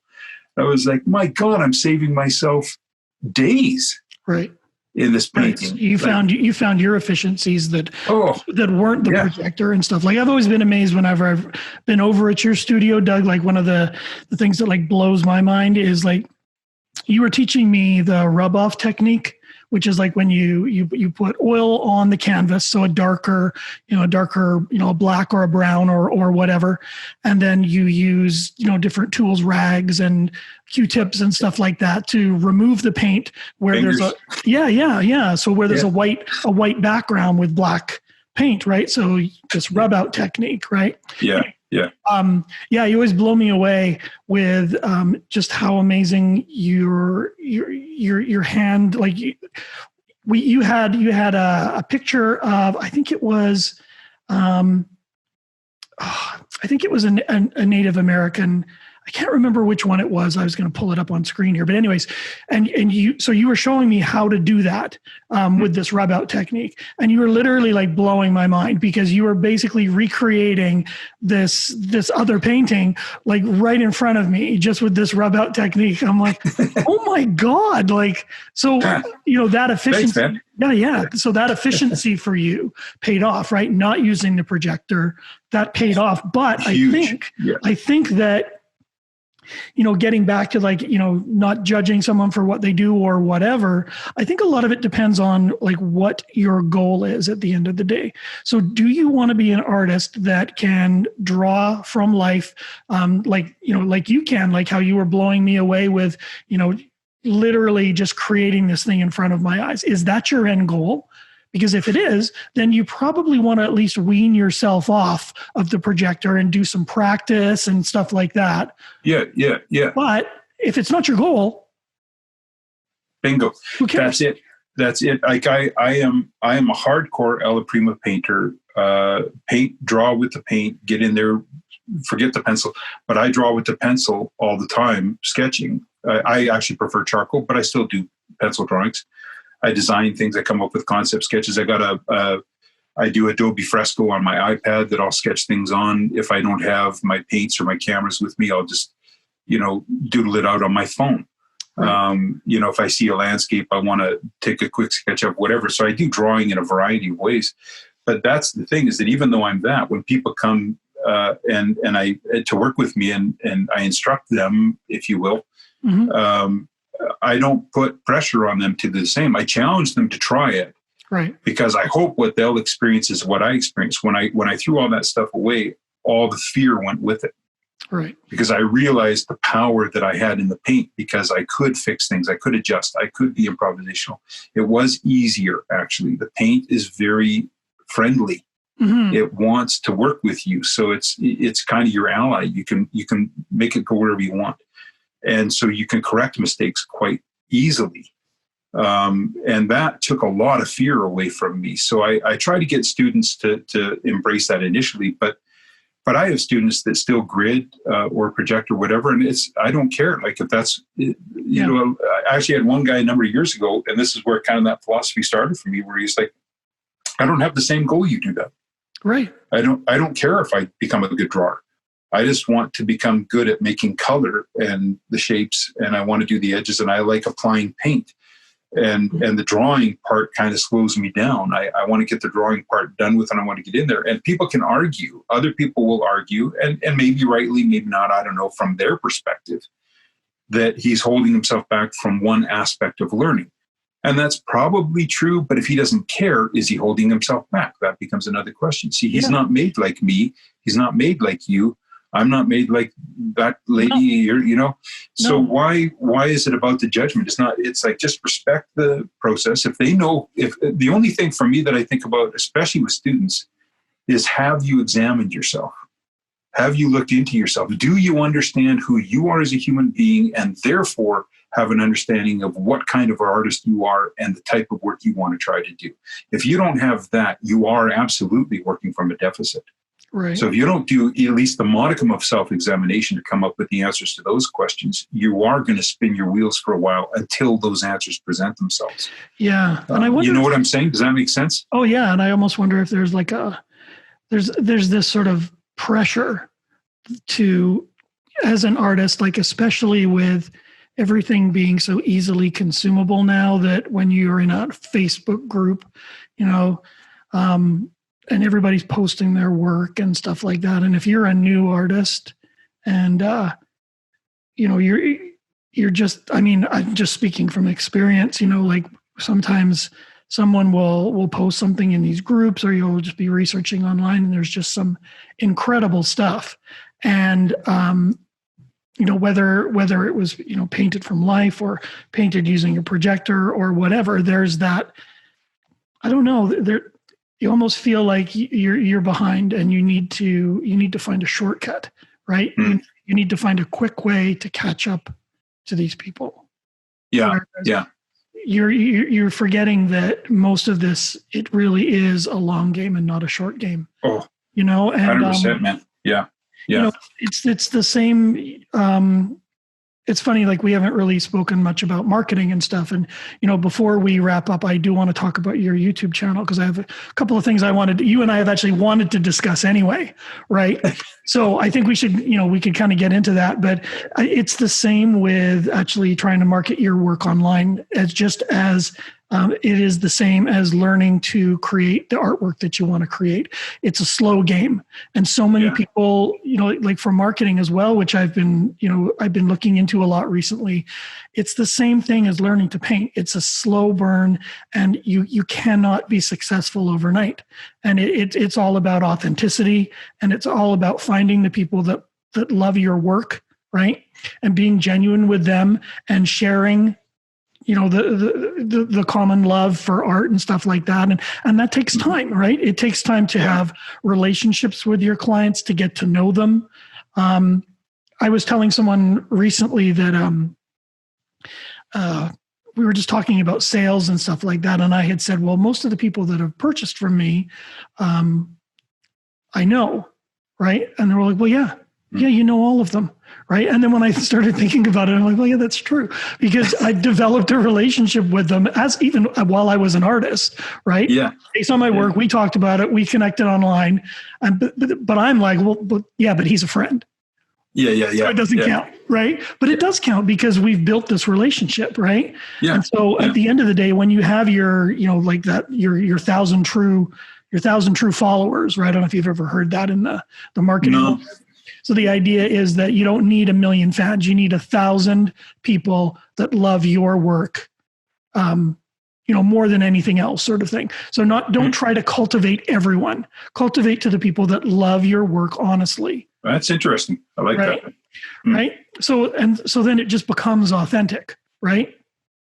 Anyways, blah, blah, blah. But it's a slow burn. So, when you start marketing and you get your work out there, sometimes it's slow. You're just talking with one person, and that person loves your art, and that's it. And that's okay. Right. Yeah. It's okay to have that one person. They're not a buyer. Oh God. Right. So, that's where you end up with people that post on, Instagram. Will you like my page? Will you like my page? They're hunting, right? They're hunting. They feel desperate. Right. Yeah. And so anyways, I think it's the same with art. Take your time, right? If you want to project, but understand what your goals are and try to move towards those goals. So if your goals are not to project, then, project the stuff that you're going to sell, and then 2 times a week start working on sketching and doing it without and including those skills. Yeah. But only if you want to. Only if you want to. And I think that if, back to that topic just for a sec there, like my breakthrough personally on that attitudinal thing was really just about discovering that I didn't need a pencil. This was thing that fed into my other goals, so on and so forth. But I recognized that other people were wired differently. So in my self-examinations, let me put it, coming from a different angle. My self-examinations, I knew I was never going to be a glazing layering guy. Right. I knew I was never going to be a 6-month oil painting guy.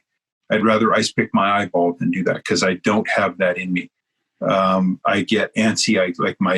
That emotional through line is just really crucial to me. It's bonded to me like one of those sci-fi symbiotic things. It's just kind of there. It's got me, and I have to obey that. But that came from self-analysis. That came from understanding my impulses, how I work as a human being, how I work as an artist. Where is my strength? What is my advantage? Art is hard enough. If I'd gotten into an atelier where they forced me into a glazing layering thing, that would have been a process of 7 layers of hell for me. I would have hated every step of that, and might have even potentially turned me off of art. And interestingly enough, from the instructional side of things, the vast majority of my students that have ever come to me, I've done quite a bit of work with them undoing some of those kinds of wounds, just freeing up their minds and spirits to just be who they want to be, and giving them the permission to be who they want to be is really all they need. And then they start flourishing as artists. They start, because that self-discovery gives them an advantage. It gives them an in. And they don't have to fight against their impulses to do something they don't want to do or whatever. They understand who they are and they start working appropriately. And I've got a couple of students that are like pretty solid photorealists that really depend on grids, and they want to get every little precise piece of information exactly right, because they're all about presenting every little minuscule detail. And that's not my painting style. I'm still able to help them with other themes or whatever, fine. But the magic between that kind of a student-teacher situation is I'm not trying to force them into my square, or my circle, whatever I am. I'm letting them be who they want to be, and then just offering what I think will be helpful to them along the way. Yeah. Because you have to respect that other artist's place and time. And if they've understood who they are, you got to trust that and let them go, and maybe they will evolve to be a from life painter one day, maybe. If they want to. If they don't, why would you care? Why? First of all, it's none of your business. It's like however they want to create art, that's up to them.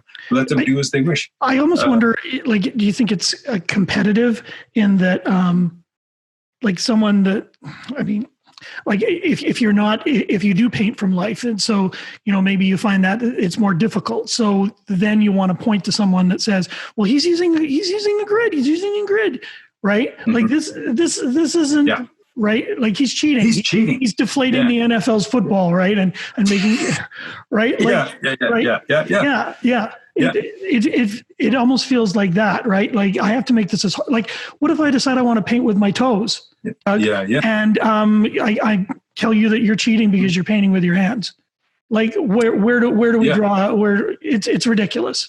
Exactly, it is. Right? Yeah, I agree. Yeah, beauty is in the eye of the beholder. And, if someone's interested in this piece of art and it's beautiful and they're walking out of the show with it, there's nothing worse for you or for your karma or whatever. If you're that one that is like, but, he traces all his work, right? Yeah, assassinate that character for your benefit. Yeah.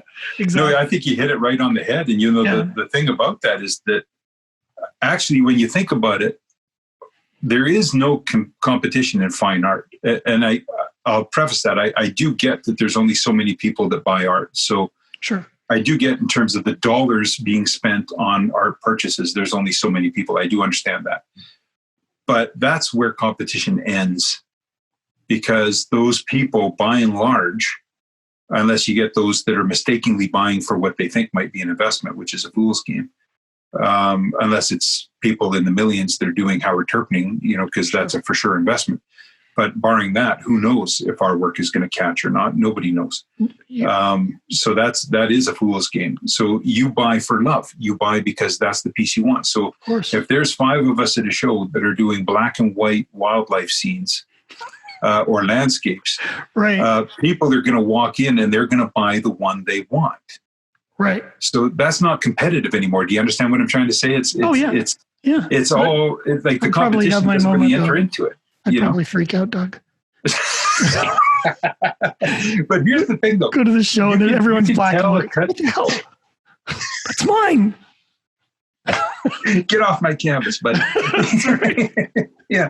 I think there's moments where you can look at things and say, like, universal truths. Here's the universal truth. You can tell how old a country is by how it reacts to fine art or interacts with fine art. And Canada is a very young country. Fine art is not in our consciousness, societally speaking. Right. There are people who buy art here. There are people that admire art, but it's not part of our general, it's not like everybody watches movies. Art is not that in our country. Right. You go to Europe or someplace like that, art is like that in those countries. They're much older, more established. That is a really sewn in part of their culture. That's why we have the Portrait Artist of the Year coming out of the UK, these wildly successful shows, Landscape Artist of the Year, etc. Because art is part of the fabric of their society. Interesting. I've never thought about that before, but yeah, that actually makes sense. A lot of the people that I interact with online come from like the UK and stuff like that. And yeah, I never really thought about that, but you're right. There is. So then what do we have to do? Right? Right. So our issue is that if art is a numbers game, if there's only so many people that buy art, that number is going to be even lower in Canada. Right. So what does the average Canadian artist do? Most people, I think you hit it right on the head. Most people feel scared, crapless, and just want to try to get to the marketplace first and squeeze you out of line like it's a Black Friday sale. Right. And climbing over the old lady and, doing whatever we've got to do. Mm-hmm. But the greater truth is if we all band together and act like seed planters, cultural seed planters, and we all move to get fine art into the minds of people around us, then we exponentially create more buyers of art because we exponentially create the interest in it and the fascination for it. So the more of us doing podcasts, the more of us doing YouTube, the more of us showing up doing this thing or that thing or whatever, that's better because we're increasing the gene pool. Right. It's like when a person, the pioneers, when they first settled this land, when they planted trees on their property, they planted them knowing they would never get the use of them. They were planting for future generations. Right. So current artists have to think that way. We have to think that long game in that respect as well. But here's the beautiful part for us right now is that social media and the internet has made the world so immediate, so close. Like you just said, most of your interactions with people in the friggin' UK. That's mind-blowing. Right. Think about that. Right. That's incredible. You're having interactions with people on another continent based on something that you created. That's mind-blowing. So our ability to create seeds, flowers from seeds, right, is exponential now compared to any other time in history for art. So we can grow Canada, we can mature Canada for sure as a fine art-based country in our own lifetimes. Yeah.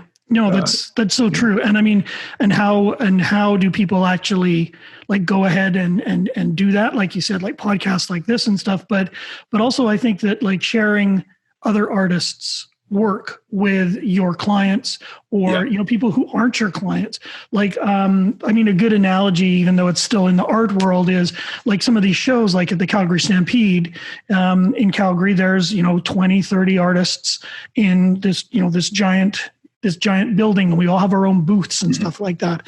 And, the artists that I gravitate to, I remember the first time that I was there, Edward Mitchell, I remember him, someone had said that he was showing them a piece of their art and they weren't really into it.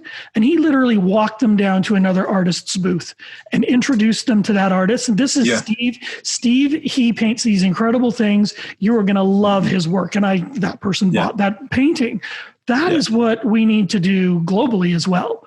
Right? Yes. Because if you love my art, you're going to buy my art. But if you don't love my art, you might love your art. Yep. Right? Yeah. Yeah. You might like me. You might like my stories, my goofy face, the jokes I make, although some people don't. But, that might be it. But you still might not like my paintings. Or you might actually be a fan of my paintings, but you don't like that series or whatever. Right. Mm-hmm. I remember the first time I did a show with the very first Stampede, I was in a 4-day booth. So the latter end of the show back in those days.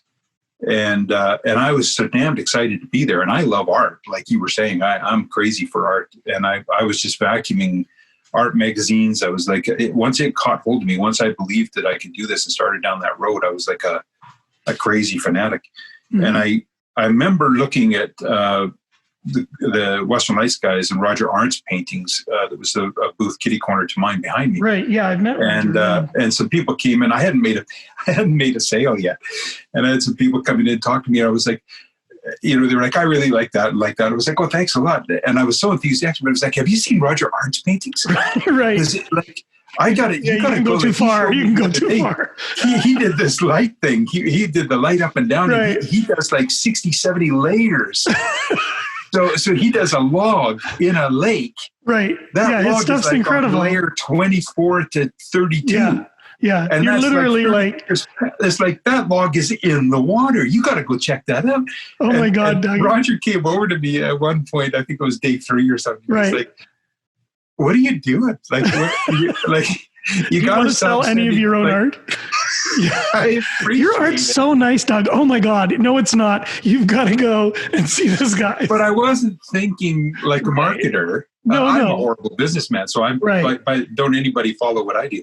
But the thing that really is natural to all of us is that we're all geeky fans. I think we all nerd out over art. Yeah. And it is natural. And I think that impulse, I think that maybe I went too far. But I don't think so, because I created goodwill, and actually several of the people that did that have bought from me over the years, but they also have bought from Roger. Sure. So we've both gotten something from it. So I think it actually worked out in the end. I was being foolish, not in terms of sending artists or collectors, potential collectors, to another artist. I don't think that is foolish. But I was being foolish, not focusing on trying to sell my own work. Oh yeah, because I wasn't even thinking about it. Like it was just like I was just like, they started talking about depth. Mm-hmm. And I was like, "You think depth? You got to go see." And I was like, "That log is in the water." I'm the same way. Way. I had someone come the first time I did the Stampede. This is about like halfway through, and so this guy came in and he took a look at some of my stuff, and he asked me a few questions, and then off he went. Right, which is generally what happens, right? And they're like, "I'll be back," and then you never see them again. You stand there like a puppy, like wagging your tail, like, "When's he coming back? When's he coming back?" Anyways, so he came back, right? I mean, so he comes back into my booth, and I'm like, "Oh, hey, how you doing?" And he's like, "So I'm going to take this piece." So I was like, I mean, it's not like I'd never sold anything before, but the Stampede is, there are so many amazing artists there. Like, it is such the cream of the crop that I he actually, I think he thought there was something wrong with me, because I was like, oh, okay. And he's like, I'm like, "Wow, I'm honored. Thank you." And he's like, "Why are you honored?" So I'm like, "Well, because you literally walked around this entire building and looked in everyone's booth, and you came back here." Yeah. And I don't want to sound like an idiot, but I'm shocked that you came back, because I mean, I love my work, but there's some incredible stuff out there. And so, to me, I tried to just impart that to him, right? Like, it's not that I don't, I'm shocked that you like it. I'm honored that you came and purchased it. It's incredible. Yeah, I 100% relate to that. In fact, I have a very dear friend. You know her well, but I don't know if your audience will. But a lady named Jill Cross, who's been very helpful to me in my career and introduced me to people and helped me get opportunities. And I love her to pieces. But she is like a sister, so she doesn't hold anything back from me. And she's actually hit me, because she's heard me say things like, because somebody says, "Oh, we've been talking," and I'm just in a conversation like you and I are now, and then they hit you with that, "Well, I think we're going to take that." And I'm like, "Oh, really? Are you sure?" Right. And she would be like, "Doug, stop saying that. You're making them feel like they're making a mistake." And I was like, exactly. No, I'm just so genuinely surprised, because I wasn't trying to sell them anything. We were just talking. Right. And then they surprised me, and I was like, "Oh, wow, really?" But it's also, there's a humility attached to it, because I know how hard I work for my money. Mm-hmm. And when somebody comes along, I mean, I've got paintings from 5,000, and I've gone up as high as 18,000, depending on the size of them. Right. And when somebody buys a painting for even a couple grand, like $500, what? Like, I can't afford to buy a $500 painting.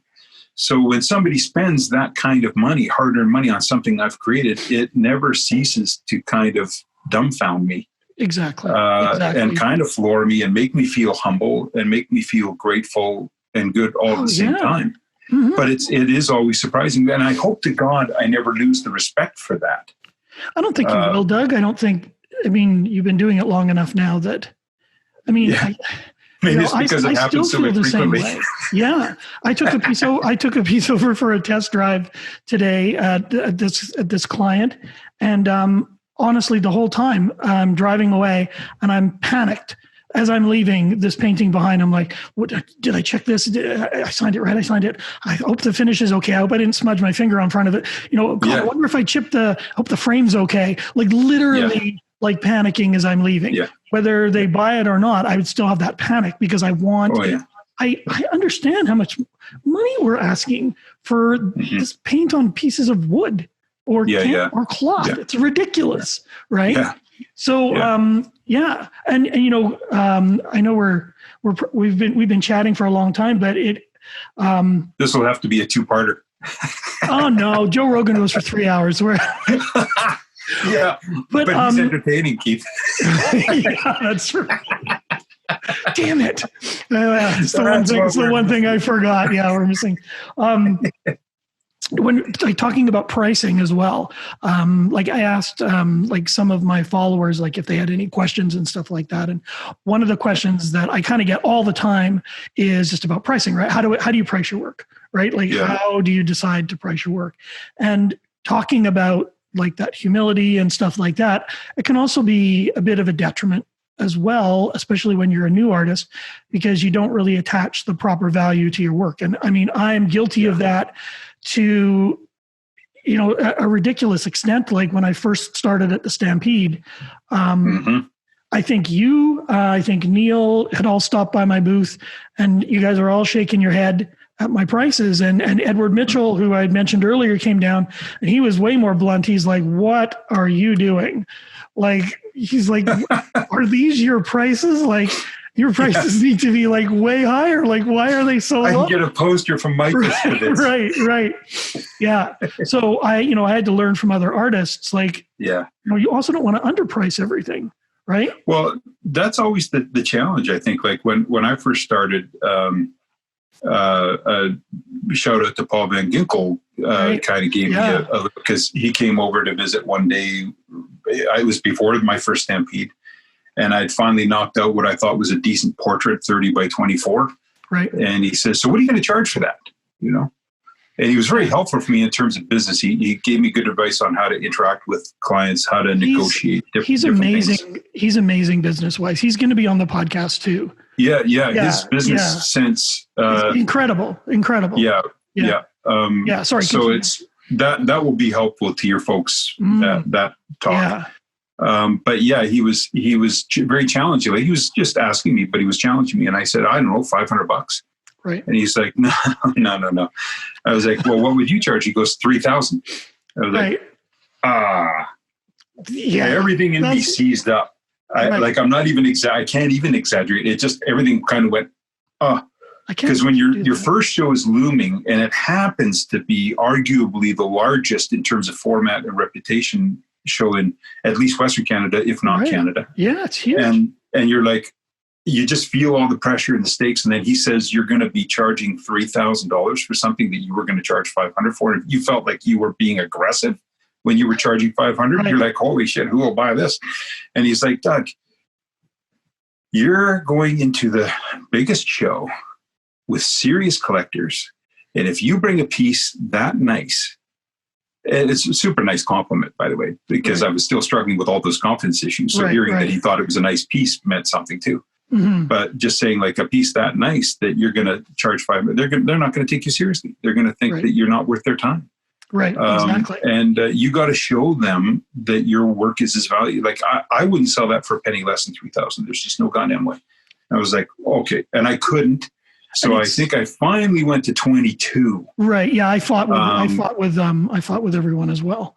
Yeah. It was the second painting I sold. And it sold for the full 22. He didn't negotiate me down. Right. So it established my market value. That show did because I sold 4 pieces. So I had to, that was now what I was. That was now your price. Right. And I think that is probably where I struggled during the first show was I hadn't really established what my market value was yet. So I assumed that my market value was, like you said, $500 a painting or whatever. But it took other artists and then clients coming in and purchasing that work to basically establish what my current price is. Well, you're such a phenomenally talented artist. And I told you that the first time we met, like I didn't know you from a hole in the ground, but you're a nice guy. And I always like meeting new people. That's the only way that I saw it. You know, it's really nice. He's actually nothing to do with I'm not. No, you're a lovely guy, and so. But artists, I think, like unless somebody gives you a reason to dislike him, you're going to like other artists, of course, because they're your people. It's like I don't know if you've seen Getting Coffee in Cars with Other Comedians with Jerry Seinfeld. Yeah. And he constantly says, episode to episode, I only really like talking to comedians. I don't like talking to other people. I feel the same way with art. Like we have levels of dialogue as artists, whether it's show experiences, whether it's bad experiences, good experiences, all the different things that we've gone through, but also the labors, the struggles, the desire to be good at what we're doing, all the different layers of art we can all relate to. And it makes the conversations really intimate. Yeah. It makes you feel connected. And so, you're drawn to good art too. You're drawn to art that you like. And so I immediately drawn to your booth. And when I saw your price, I was like, this is like shades of when I started. I remember this feeling. I remember. And you were like about 1,000 times better in your first show in the Stampede than I was. I actually don't think I belonged in the Stampede. That's very nice of you, but yeah. I earned my place there eventually, but I had a shaky start. I was pretty raw. Do you go back and look at your work, like the work like back then, and like, are you very judgy of it? Yeah, I'm disgusted by it. Me too. On skill level. Literally. I sometimes crawl into bed with. Yeah, I had a few pieces come up on the secondary market in auctions. Oh yeah. And one of them in particularly that I actually forgot that I painted, and it caused a vomit reflex in me. Right. I actually had a gag reflex. I was like, what? Holy. But here's the thing. I don't want that out there. Well, you do, but then on the other hand, I thought, you know what? I scolded myself at the same time. I was like, don't you hold your head down. Don't you be cap in hand about this, because every stage of your development, you have painted to the best of your ability. So you have nothing to be ashamed about. If you phoned it in, if you were being lazy or, laissez-faire about the thing, fine. Crucify yourself about it. Get on your ass about it and be tough on yourself. Yeah. But if you were doing your absolute best, like truly every part of you was doing the best you could possibly do, you got nothing to be embarrassed about. Yeah. Of course you're going to grow.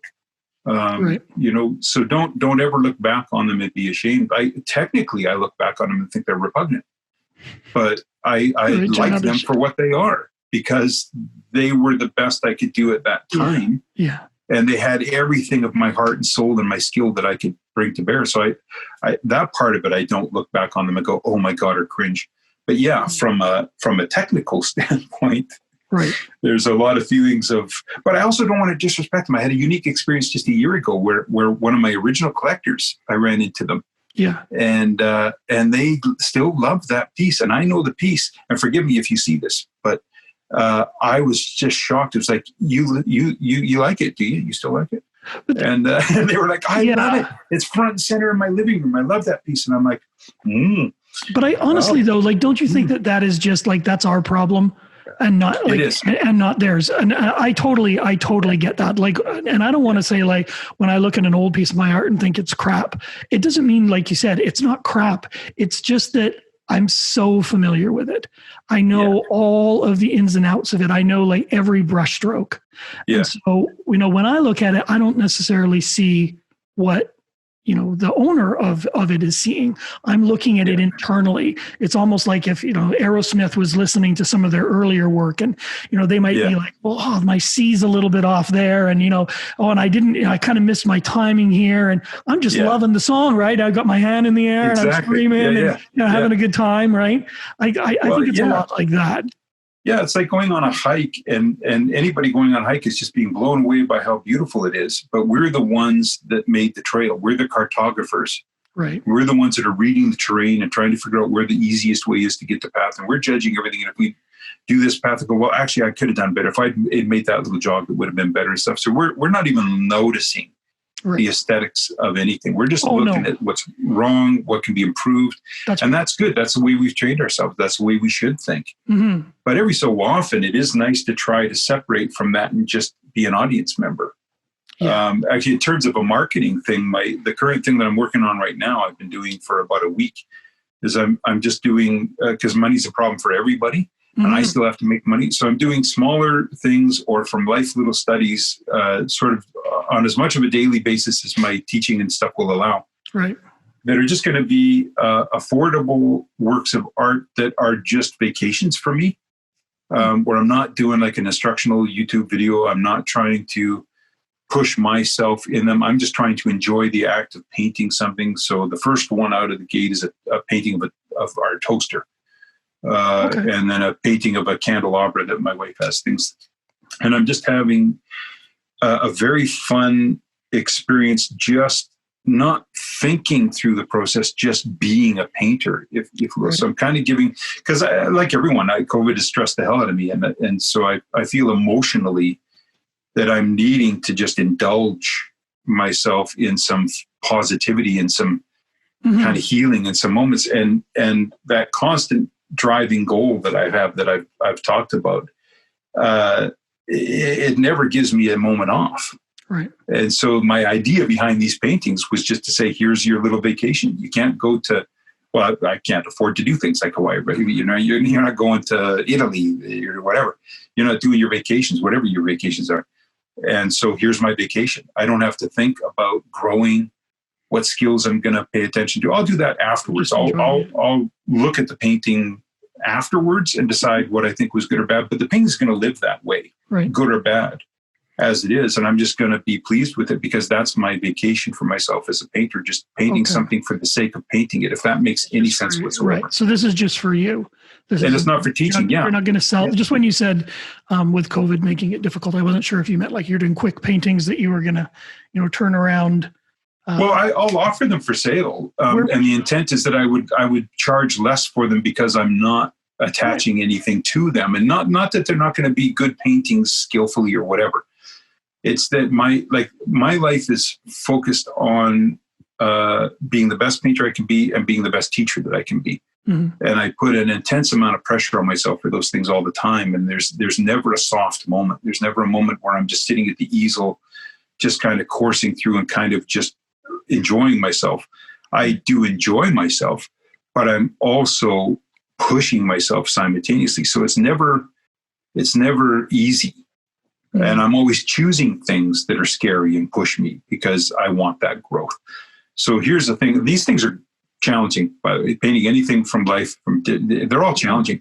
But I'm not thinking about what am I trying to accomplish with this painting? What am I going to what are the technical things I'm going to focus on? I say to myself, don't even think that way, Doug. Just enter the painting and just paint the thing. Respond to the moments that you're feeling and just let yourself be a painter for a minute. Let yourself just push paint. Right. And just for that hour, just go on autopilot and then get back to teaching and then get back to pushing yourself on the next things. And if I produce something that I think somebody would like or is worth it, then I'll attach a price to it and market it. Yeah, I'll market them anyway, but whether or not people want to buy them or not is. So I don't know that it's going to be a good marketing initiative. But more, it's a marketing initiative in the sense of keeping myself balanced and myself focused so that I can be the best, most.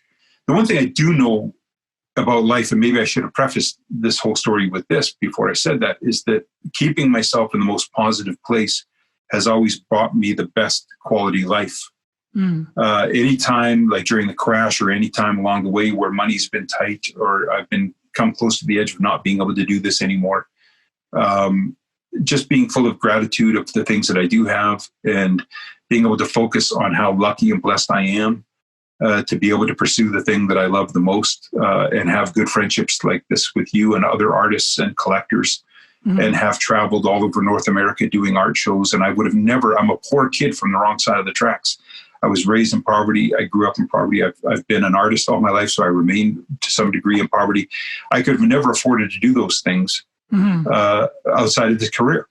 This career has brought me to a lot of opportunities. And so I try to center myself around those positive thoughts And during COVID, I found that difficult. I was starting to get a little bit stressed. And so this was my way of reorienting myself around something positive, just saying I'm creating, but I'm creating for myself, but I'm also creating good feelings in myself. Right. I hope that's making a little bit of sense. It sounds therapeutic, right? Which is what a lot of people use art for, right? Like, what we're talking about today is, foreign to some artists because they don't want to go and do shows and feel the stress of trying to sell their work. They want to create, right? And because it feels good and they love it and maybe it reduces stress, whatever it is, there's a million different reasons. And I think that's just kind of what you're getting in touch with, right? Which is good. Yeah. And so, whether you end up actually deciding you're going to sell those or not, or whatever, I mean, they might be really popular, Doug, because people that follow you and, that discover you and stuff like that, that may be something that speaks to them, right? That this isn't necessarily, I mean, you're the farthest thing from commercial, but, this isn't anything that, Doug was putting together for a show or anything else. He was doing this, literally for himself, for the sake of the art. And so that might be interesting. So if you do decide to sell those, where would you put them? Well, I think the thing of it is, and you kind of touched on it with how some people just want to create and so on. If you have the goal to be the best that you can be, and experientially, as you've discussed and we've been discussing together, that it's all about miles on the brush. It's all about doing it. Then for me to reach that goal, I have to do it full time, which means I have to sell work, which means that it has to pay itself. It's like the snake eating its own tail. It's got to go. That catch-22 has to be in perpetual motion all the time. Right. So I will offer them for sale somehow. I'll probably post them on Facebook and Instagram. I might make a video or two of them. But the concept behind them is that I'm not attaching a serious attachment to them. So I'm not coming from those. I'm not coming at those paintings from the point of view that they are like the fellows discovering the buffalo skeletons on the plains, or right. But it's a different story, Doug. Yeah, it's a different story. This is a story about paint. Right. It's a story about you being creative. Yeah. Right? And enjoying yourself and sitting back and painting something that just inspires you, maybe just from around your house or from your backyard or whatever. And that's the story. And for some people, they'll identify with that, right? Like these are like your COVID paintings, right? Yeah. I mean, I've painted you 3 times while we've been talking. Oh my God. Because the light hitting the side of the tripod and just the little face and then my little inset. And I think like, that would be fascinating to paint that. Yeah. And you can't avoid it. I look at the glass I'm drinking out of, which is a lovely crystal glass my wife gave me, so I look good on camera. I know, and I'm just like slogging back in Arizona ice. It's good to have a sherry in your life. You need to have a sherry. Right. Yeah. In fact, she called me Hollywood. She's like, "You're all Hollywood now." Oh yeah. You're all classy. So Doug, it's like you paint all these things, but the whole idea for me is I'm not having to think about social motivations, the meaning or anything. I'm not even thinking about any of those things. I'm just picking an object almost at random and just saying, I think I want to paint that stapler today, or I want to go and paint that dead orchid. I want to paint whatever it's going to be. It's just the act of painting without pressure because the world has so much pressure attached to it and stuff. And I thought, how can I give Doug a little break? How can I give myself a little time out from all this stress and all this different worries and all these different things? And I thought, you know what? Why don't you just indulge yourself? Right. That's a gift. That's a vacation. And yes, because I have to make a living at this, I'm going to find a way to market them only if I like the paintings. If I don't like the paintings, they're not going to leave this house. Right. But if I like them, I'll throw them up on social media and maybe I'll record 1 or 2 if I start feeling like there's some merit there or something that might be remotely entertaining, but they're not, even those aren't going to be teaching videos. Like my channel is really about teaching. Yeah. But those are just going to be about indulging. And maybe that's the lesson. Maybe that is the teaching of it, so I hope that makes sense. Yeah. And I want to jump into that before we finish. So let's just I pulled up your Instagram just because. How dare you, sir? I know. You don't do it. It's him in person. I don't know if you can see him. What, right here? Yeah, no, I'm holding him up for you. Oh, I'm not on the camera now, though. No, yeah, I see you. Oh, yeah, right here. Yeah, that's beautiful. Yeah, there you miss. Yeah, that's cool. So you do I can't really tell how often you post, but do you are you pretty active on Instagram? Do you post a fair bit, Doug? Or no, I am not remotely as good. I have a renewed commitment to do it and take it seriously. Right. I actually, when I started doing the YouTube, I was going to be posting weekly, and I wanted my posts to be focused just on the YouTube videos. Right. And with all the technical issues I've had, and maybe this will be a lesson to other people in the same situation, don't do as I do. Do as the advice I'm now offering you. But I had it locked in my head that I didn't want to confuse people or overstay my welcome with people by posting too often. And I wanted to just really focus on the channel and build the channel and go to some other platforms so I could do deeper instructional tutorials, maybe Patreon, maybe Skillshare, and just start really focusing on that maximizing the teaching side of things for me in that sense. But I had all these technical issues trying to film things and I was losing videos. The memory was cutting out. All kinds of things were happening. And so I've just been stalled for about 4 weeks. I've now got about 4 things in the can that I'm currently editing on.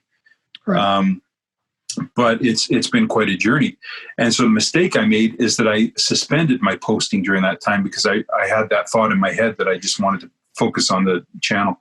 And I feel that was just stupid. I think that was a bad mistake because I think that it goes back to what we talked about too, that humble thing, that being surprised when people like your work and stuff. It's very difficult to take up your full space and think that people are going to care.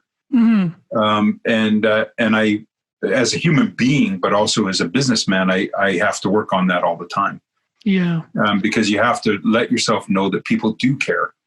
That people do like your work, and they've told you so. They've told you verbally, but they've also told you financially. Yeah, I think you'd be surprised. I mean, when I am no social media expert, but I've been. Well, I think you're very good. I've been I'm getting better, but I've paid a lot of attention. And go down a little bit below the buffalo. The fellow with the 2 white shells on his chest. You could click on that one just so people can see what a rub-out painting looks like. That's a rub-out painting. Right. Yeah. So you put the darker value on and then you rub it off to create the drawing. So it's a really fun drawing challenge. It's an intense drawing challenge, actually. But it's fun. It's really fun. And you can get an effect that is literally almost impossible to get any other way, I find. Yeah, you really can, because you can get the widest range of values that are possible. You can get into incredible subtle switches in value. Yeah, it's quite amazing, isn't it? It's a fun process. I used to do a lot of landscape paintings that way, in plein air, actually, a combination of adding paint and subtracting paint, just in that burnt sienna French ultramarine mix. Right. Because there's something about it this is where something like you and I have talked about this before when you came to the studio and we were working together for a bit, but I also like that monochromatic approach because there's so much mood there. I think when I don't know why I went away from it actually, but maybe just because I wanted to improve on color, but I did do as a demo for a student just the other day, I did a monochromatic landscape and it reawakened for me how much I enjoy them. Yeah. Because I did them for about 2 years. They're just so, it's kind of like an archive photo. They're so. Yeah. It's something timeless about them. Yeah. And it's infused with mood instantly. And there's something elegant about them as well. And as happenstance has it, and this is often the way the universe or whatever you want to call it works, at least in my experience, when something comes into your consciousness, other things pop up to support it. Right. You know what I mean? And I just saw a YouTube video the other day from Streamline Art Video with Eric Rhodes, who does Plein Air Magazine and Art Connoisseur, I think. And they're offering free videos during the COVID lockdown. Right. And there was a guy that popped up named Charlie Hunter, who I've never heard of before, and that's all he does is monochromatic landscapes with a brownish tinnitype type tone. Interesting. And I was like, look at that. I just did a demo the other day and like, oh, that's cool. And how funny that would come up again. Because there's just an elegant mood to that is really quite cool. So here again is another example of sometimes the judgment that happens in the art world is that some people will just say that you're not a real artist if you're not handling color. And there's an old pencil artist in the States named Robert Schufelt that only ever worked with pencil and just comes up with some of the most amazing pieces of art in pencil you'll ever see. And he faced that uphill climb for decades in his life. Mm-hmm. With people just vilifying him because like, oh, he's not a real artist. He's afraid of color. He can't paint. And guess what? He can paint. He just chooses to create artworks in pencil because he prefers it. And you just go, okay, well, let the guy do his thing. Like, let us all just be who we are. This is Charlie. Yeah. It's cool. Wicked cool, aren't they? I love it.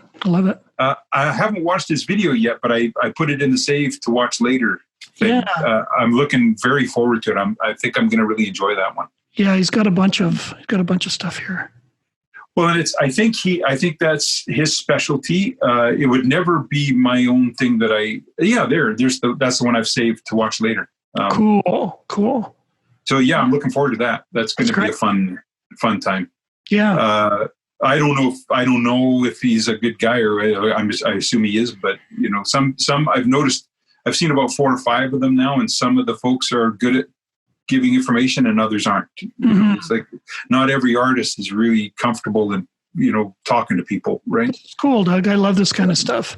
I love, I love just watching it through and just looking if there's anything that not only appreciating like what he's doing, but also just, looking to see if there's any techniques that I like that I might incorporate into something that I want to. Yeah. What if he, uses a certain line of brushes that we've never heard of, or whatever. I mean, that was a big thing for me when my lovely wife, the previously aforementioned Sherry, gave me the full set of Richard Schmidt DVDs a couple of Christmases ago. Mm. And that was like the best gift I've ever gotten, I have to say. Right.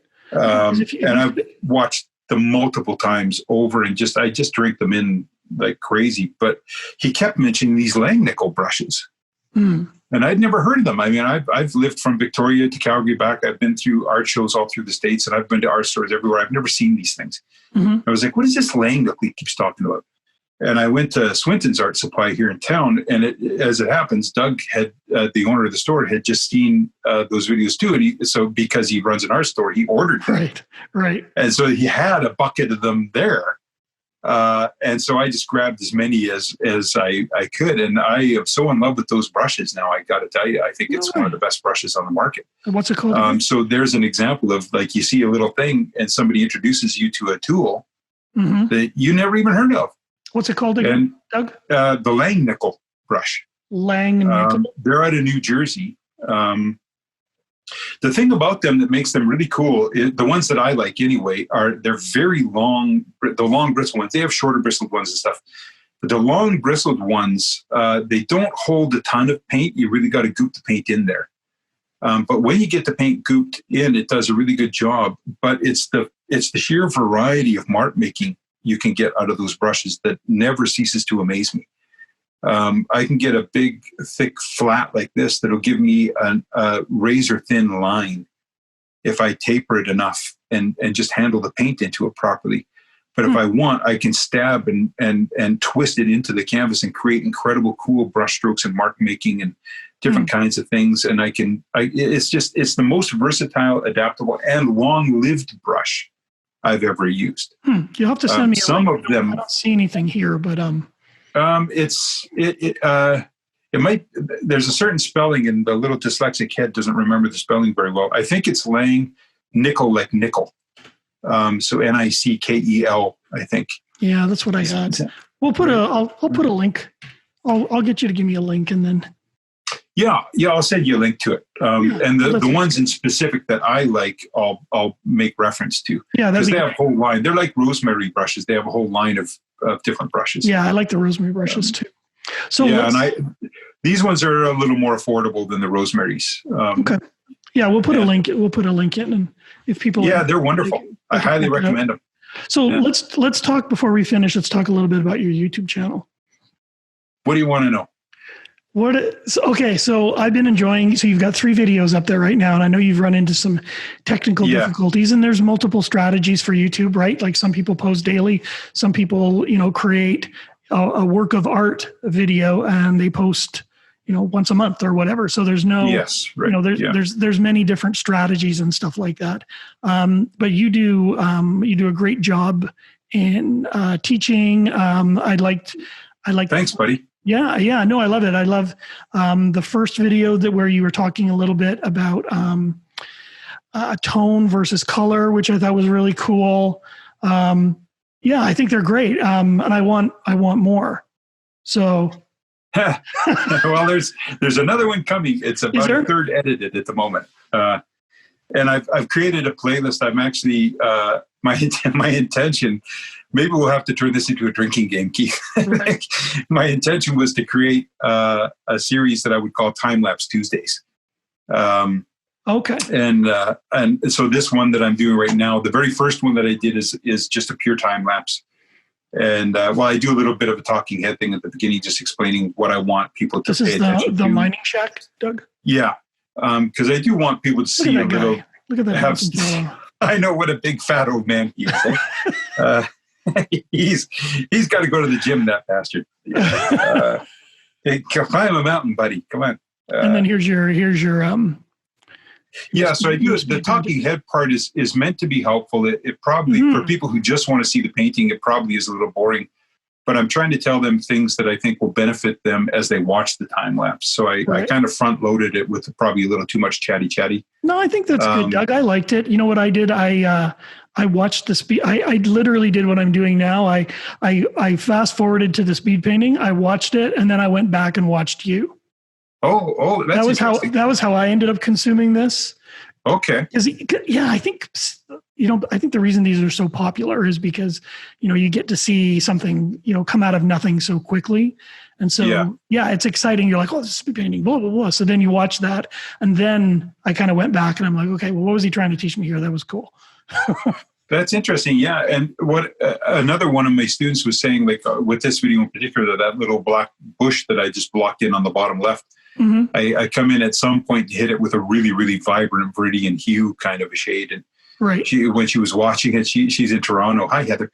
And she was kind of like, what is Doug doing?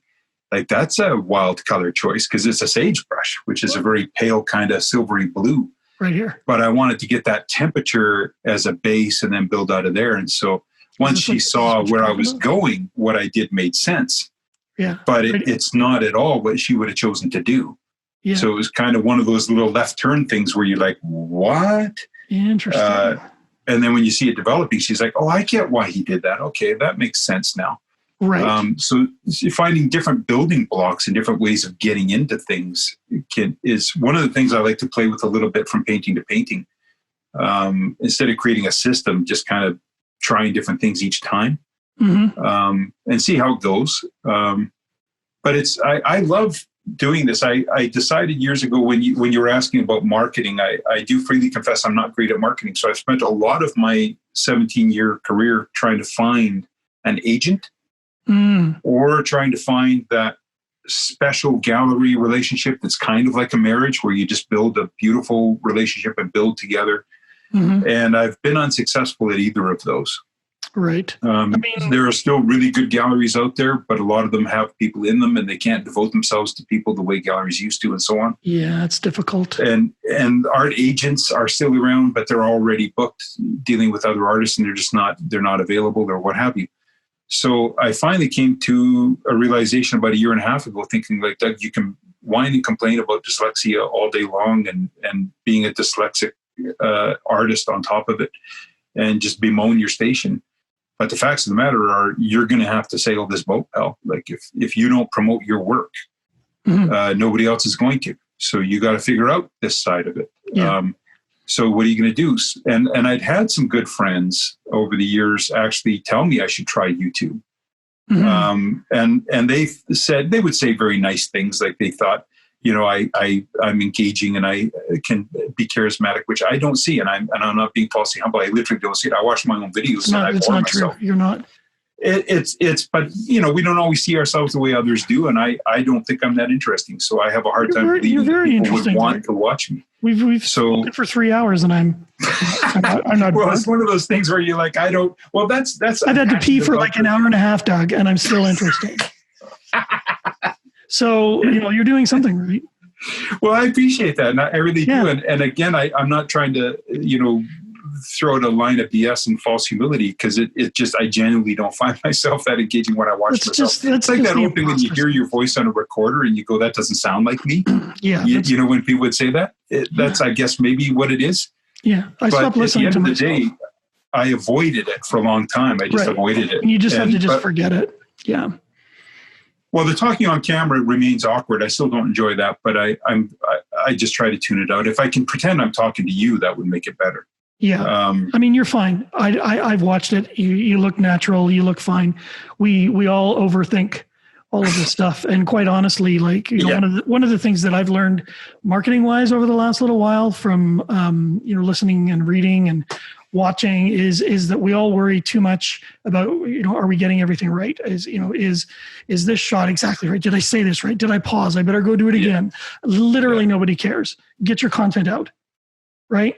I agree with that. If I was to give you any advice from my limited marketing experience, and I know that you have had problems with your camera and stuff like that, your YouTube channel is great. I like your videos. I find them engaging.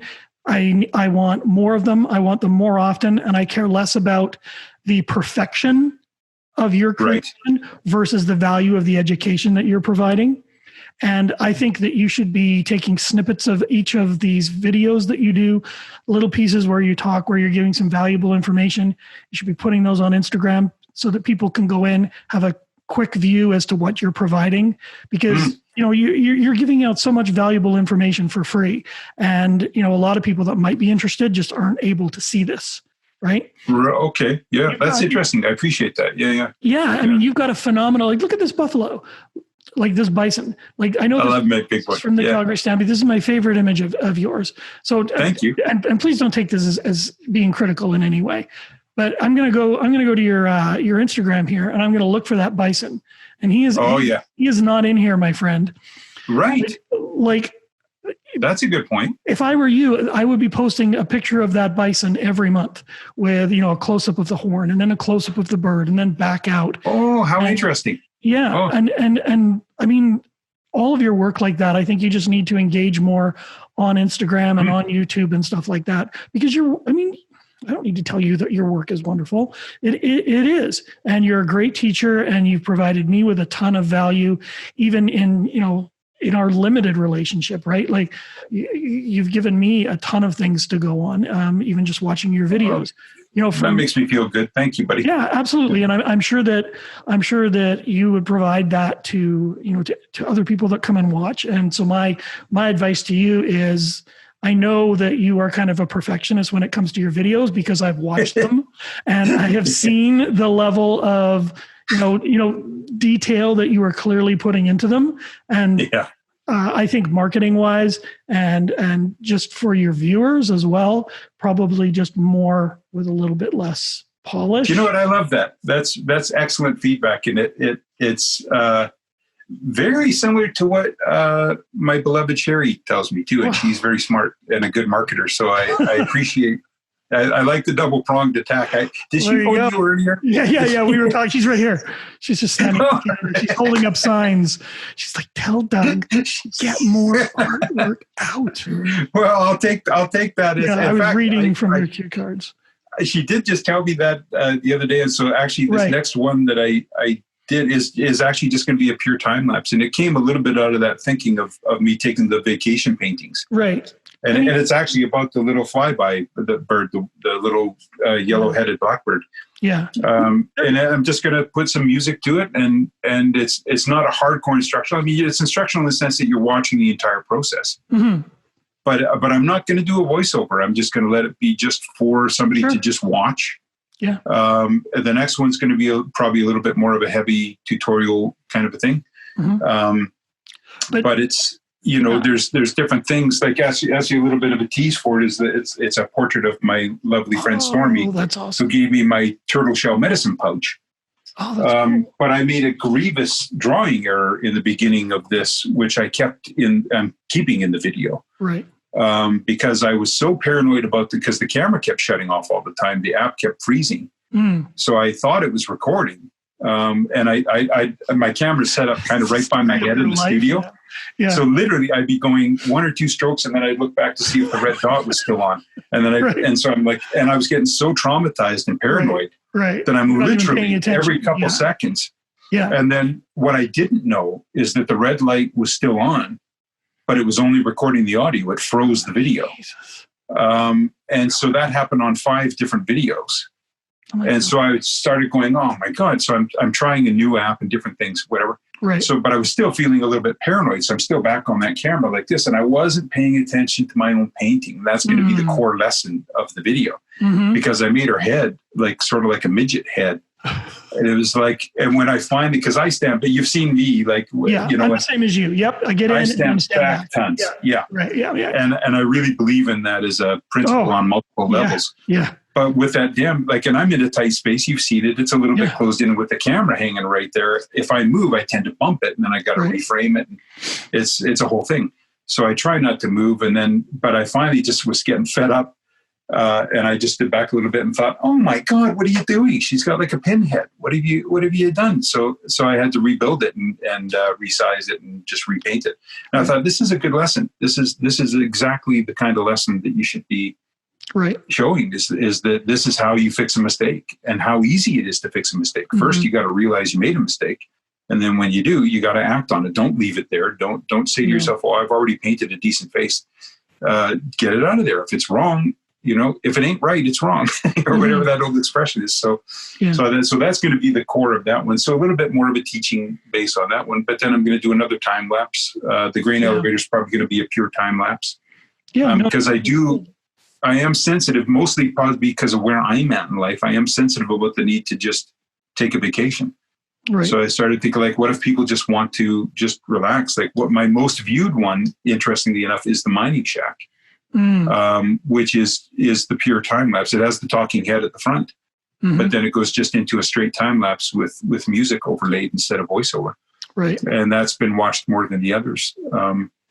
And I don't know what the marketing success in YouTube is because I'm just absolutely too new at it to know. I've heard all the things you've heard. And my plan was to post once a week. And I was on pace for that perfectly until this technical interruption happened. Right. I'm hoping to be back on that. But I also kind of want to supplement it with different ideas too, because I want to build and grow. Now that I'm embracing social media, I actually want to do build and grow. So I want to take Instagram more seriously. I want to do different things differently, but I do like the idea of series. I like the notion of doing the time lapse Tuesdays. I like what we're doing right now. In my mind, when I came upstairs, I was like, now that I'm doing this podcast with Keith, now I want to do a philosophical Friday. Right. I mean, honestly, so often, that's the way to go, Doug, is the content like that. Like, I just want to point this out to you. And so I'm sure there's going to be people that will disagree with me, but this is just my opinion. But watch your video. You can see this, right? So look how good you are. Yep. Do you see that? Look at that. You got 2 cameras going here, Doug? Yeah. What the hell's going on? Are you making a movie? Seriously, like, in my, like, this is beautiful. This is absolutely lovely. Right? Thanks, buddy. Like, look at the lighting. You don't have any hot spots on you. We have multiple angles while you're talking. It's like a fully produced video, right? The message. You can visit anytime, Keith. Yeah. But your message is the same, whether you have multiple angles, whether you have perfect lighting. The lesson that the person is going to get out of here is, there we go again, is going to be the same thing. And so if I have to wait a month to get one of these, right, I'm not going to engage with you online as much. I'm not going to see the little red dot show up. Oh, Doug's updated again. I want to go see what he's done. Right? Yeah. I'm not going to hear from you for a whole month. I'm going to forget about you. right? I would That's rather the danger. see, yeah. I want to see 4 of these produced to less quality. I mean, still good quality, right? But I want to see more instead of perfection. Yeah. Well, and I think letting people into the process a little bit too, I think, because, you've given me this feedback before, and this is where part of my thinking came from. So I thank you for that. Yeah. But just that part of what you say you've enjoyed with me is that I'm very vulnerable. That's not the word you use, but I'm, who you are when you talk to me. Like I let you in on who I am and my process. And a lot of students have said that, like they feel safe with me. See, that something you said earlier that I would touch on before we wrap up is when you ask me for feedback, I feel comfortable giving you feedback. But I think if I can take everybody at their word, one of the reasons why you take straightforward feedback from me so well is because you trust me. You know that I have you as my central motive. I have your good in the center of my heart. So you trust that I am Keith's fan and I'm voting for you. And that if you ask me for feedback, I could say a critical thing and it doesn't hurt you because I have your best interests at heart. Right. And vice versa. I want you to succeed, Doug. Yeah. And that's what makes the difference, I think. If you don't trust the source, then it's not so easy to take the feedback. Right. So constructive criticism can be profoundly wounding and damaging if it's from a bad motive. But Absolutely. If you know that the motive of the person is to help you out and take the usual caveats like, well, I would do this because that's my taste, but so there's your thing, but it's still straightforward feedback. But that's because you trust that I have your best interests at heart. Right. You just know that I am only saying it because I'm trying to help.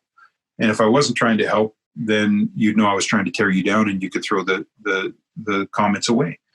So I think when you get that kind of feedback and everybody appreciates that, then I think, well, that's something I don't know that I'm communicating in my channel. So that's maybe something I could do. I think I'm still sincere, but I haven't really been making an effort to let people in on who I am. Because I default to thinking they don't give a shit. So I'm like, oh, I'm not going to waste their time. I'm just going to give them information. And if they find the information useful, good. And I'll sort of just duck and swing and hide a little bit. But a lot of people say, no, the best way to succeed in it is to just show them who you are. Right. And that's the awkward stepping stone for me, to be honest. That's a hard one to do. Agreeing to do a podcast like this is a step in that direction. It absolutely is. Yeah. And I mean, we'll wrap it up now. We are literally about to challenge Joe Rogan for the limit. I actually think there's a 3-hour limit. I don't know. I think you should break it into an episodic thing and give people a break. There you go. I should take my own advice, right? My own advice for these podcasts, Doug, is literally just to do them. Yeah. When I first started, I had another podcast I used to do, and honest to God, man, it would take me like 3 days to get one audio podcast out. And I'm an artist. I don't care. I mean, I care about the podcast, but like not like I do about my art. I was like, just every time I would stammer or make a noise or whatever, I'd be like, get rid of that and I mean, who cares? Anyone that's listening to this, hopefully, if they get anything out of this, there's been some really good advice from you. You're an amazing teacher. You're trying to learn more about the marketing and the online stuff to actually get your information, which is amazing information, out there, right? Thanks, buddy. Yeah. I mean, if you struggle with anything, it's finding people to share your brilliance with. I've seen it. I've seen you create something from, like right in front of my eyes, which I cannot do. So, it's Thanks, kudos. man. And anything I tell you advice wise is not coming from an expert, but is just coming from, some of the stuff that I've been researching that I can kind of see with you. A 4-year-old on a computer is more of an expert than you. So you're very high level, right. As far as I'm concerned. You're very good at social media, Keith. I think you're very good. Thanks. I'm getting there. Yeah. But, and I appreciate your advice. You're also a very good teacher. you're very sharing spirit, and very generous that way. And thanks for inviting me on the podcast. I'm honored to be part of it. I do think you should make it a 4-part series. 12-part series. Yeah. But I mean, if you watch over the next few days, Doug, even just a little bit.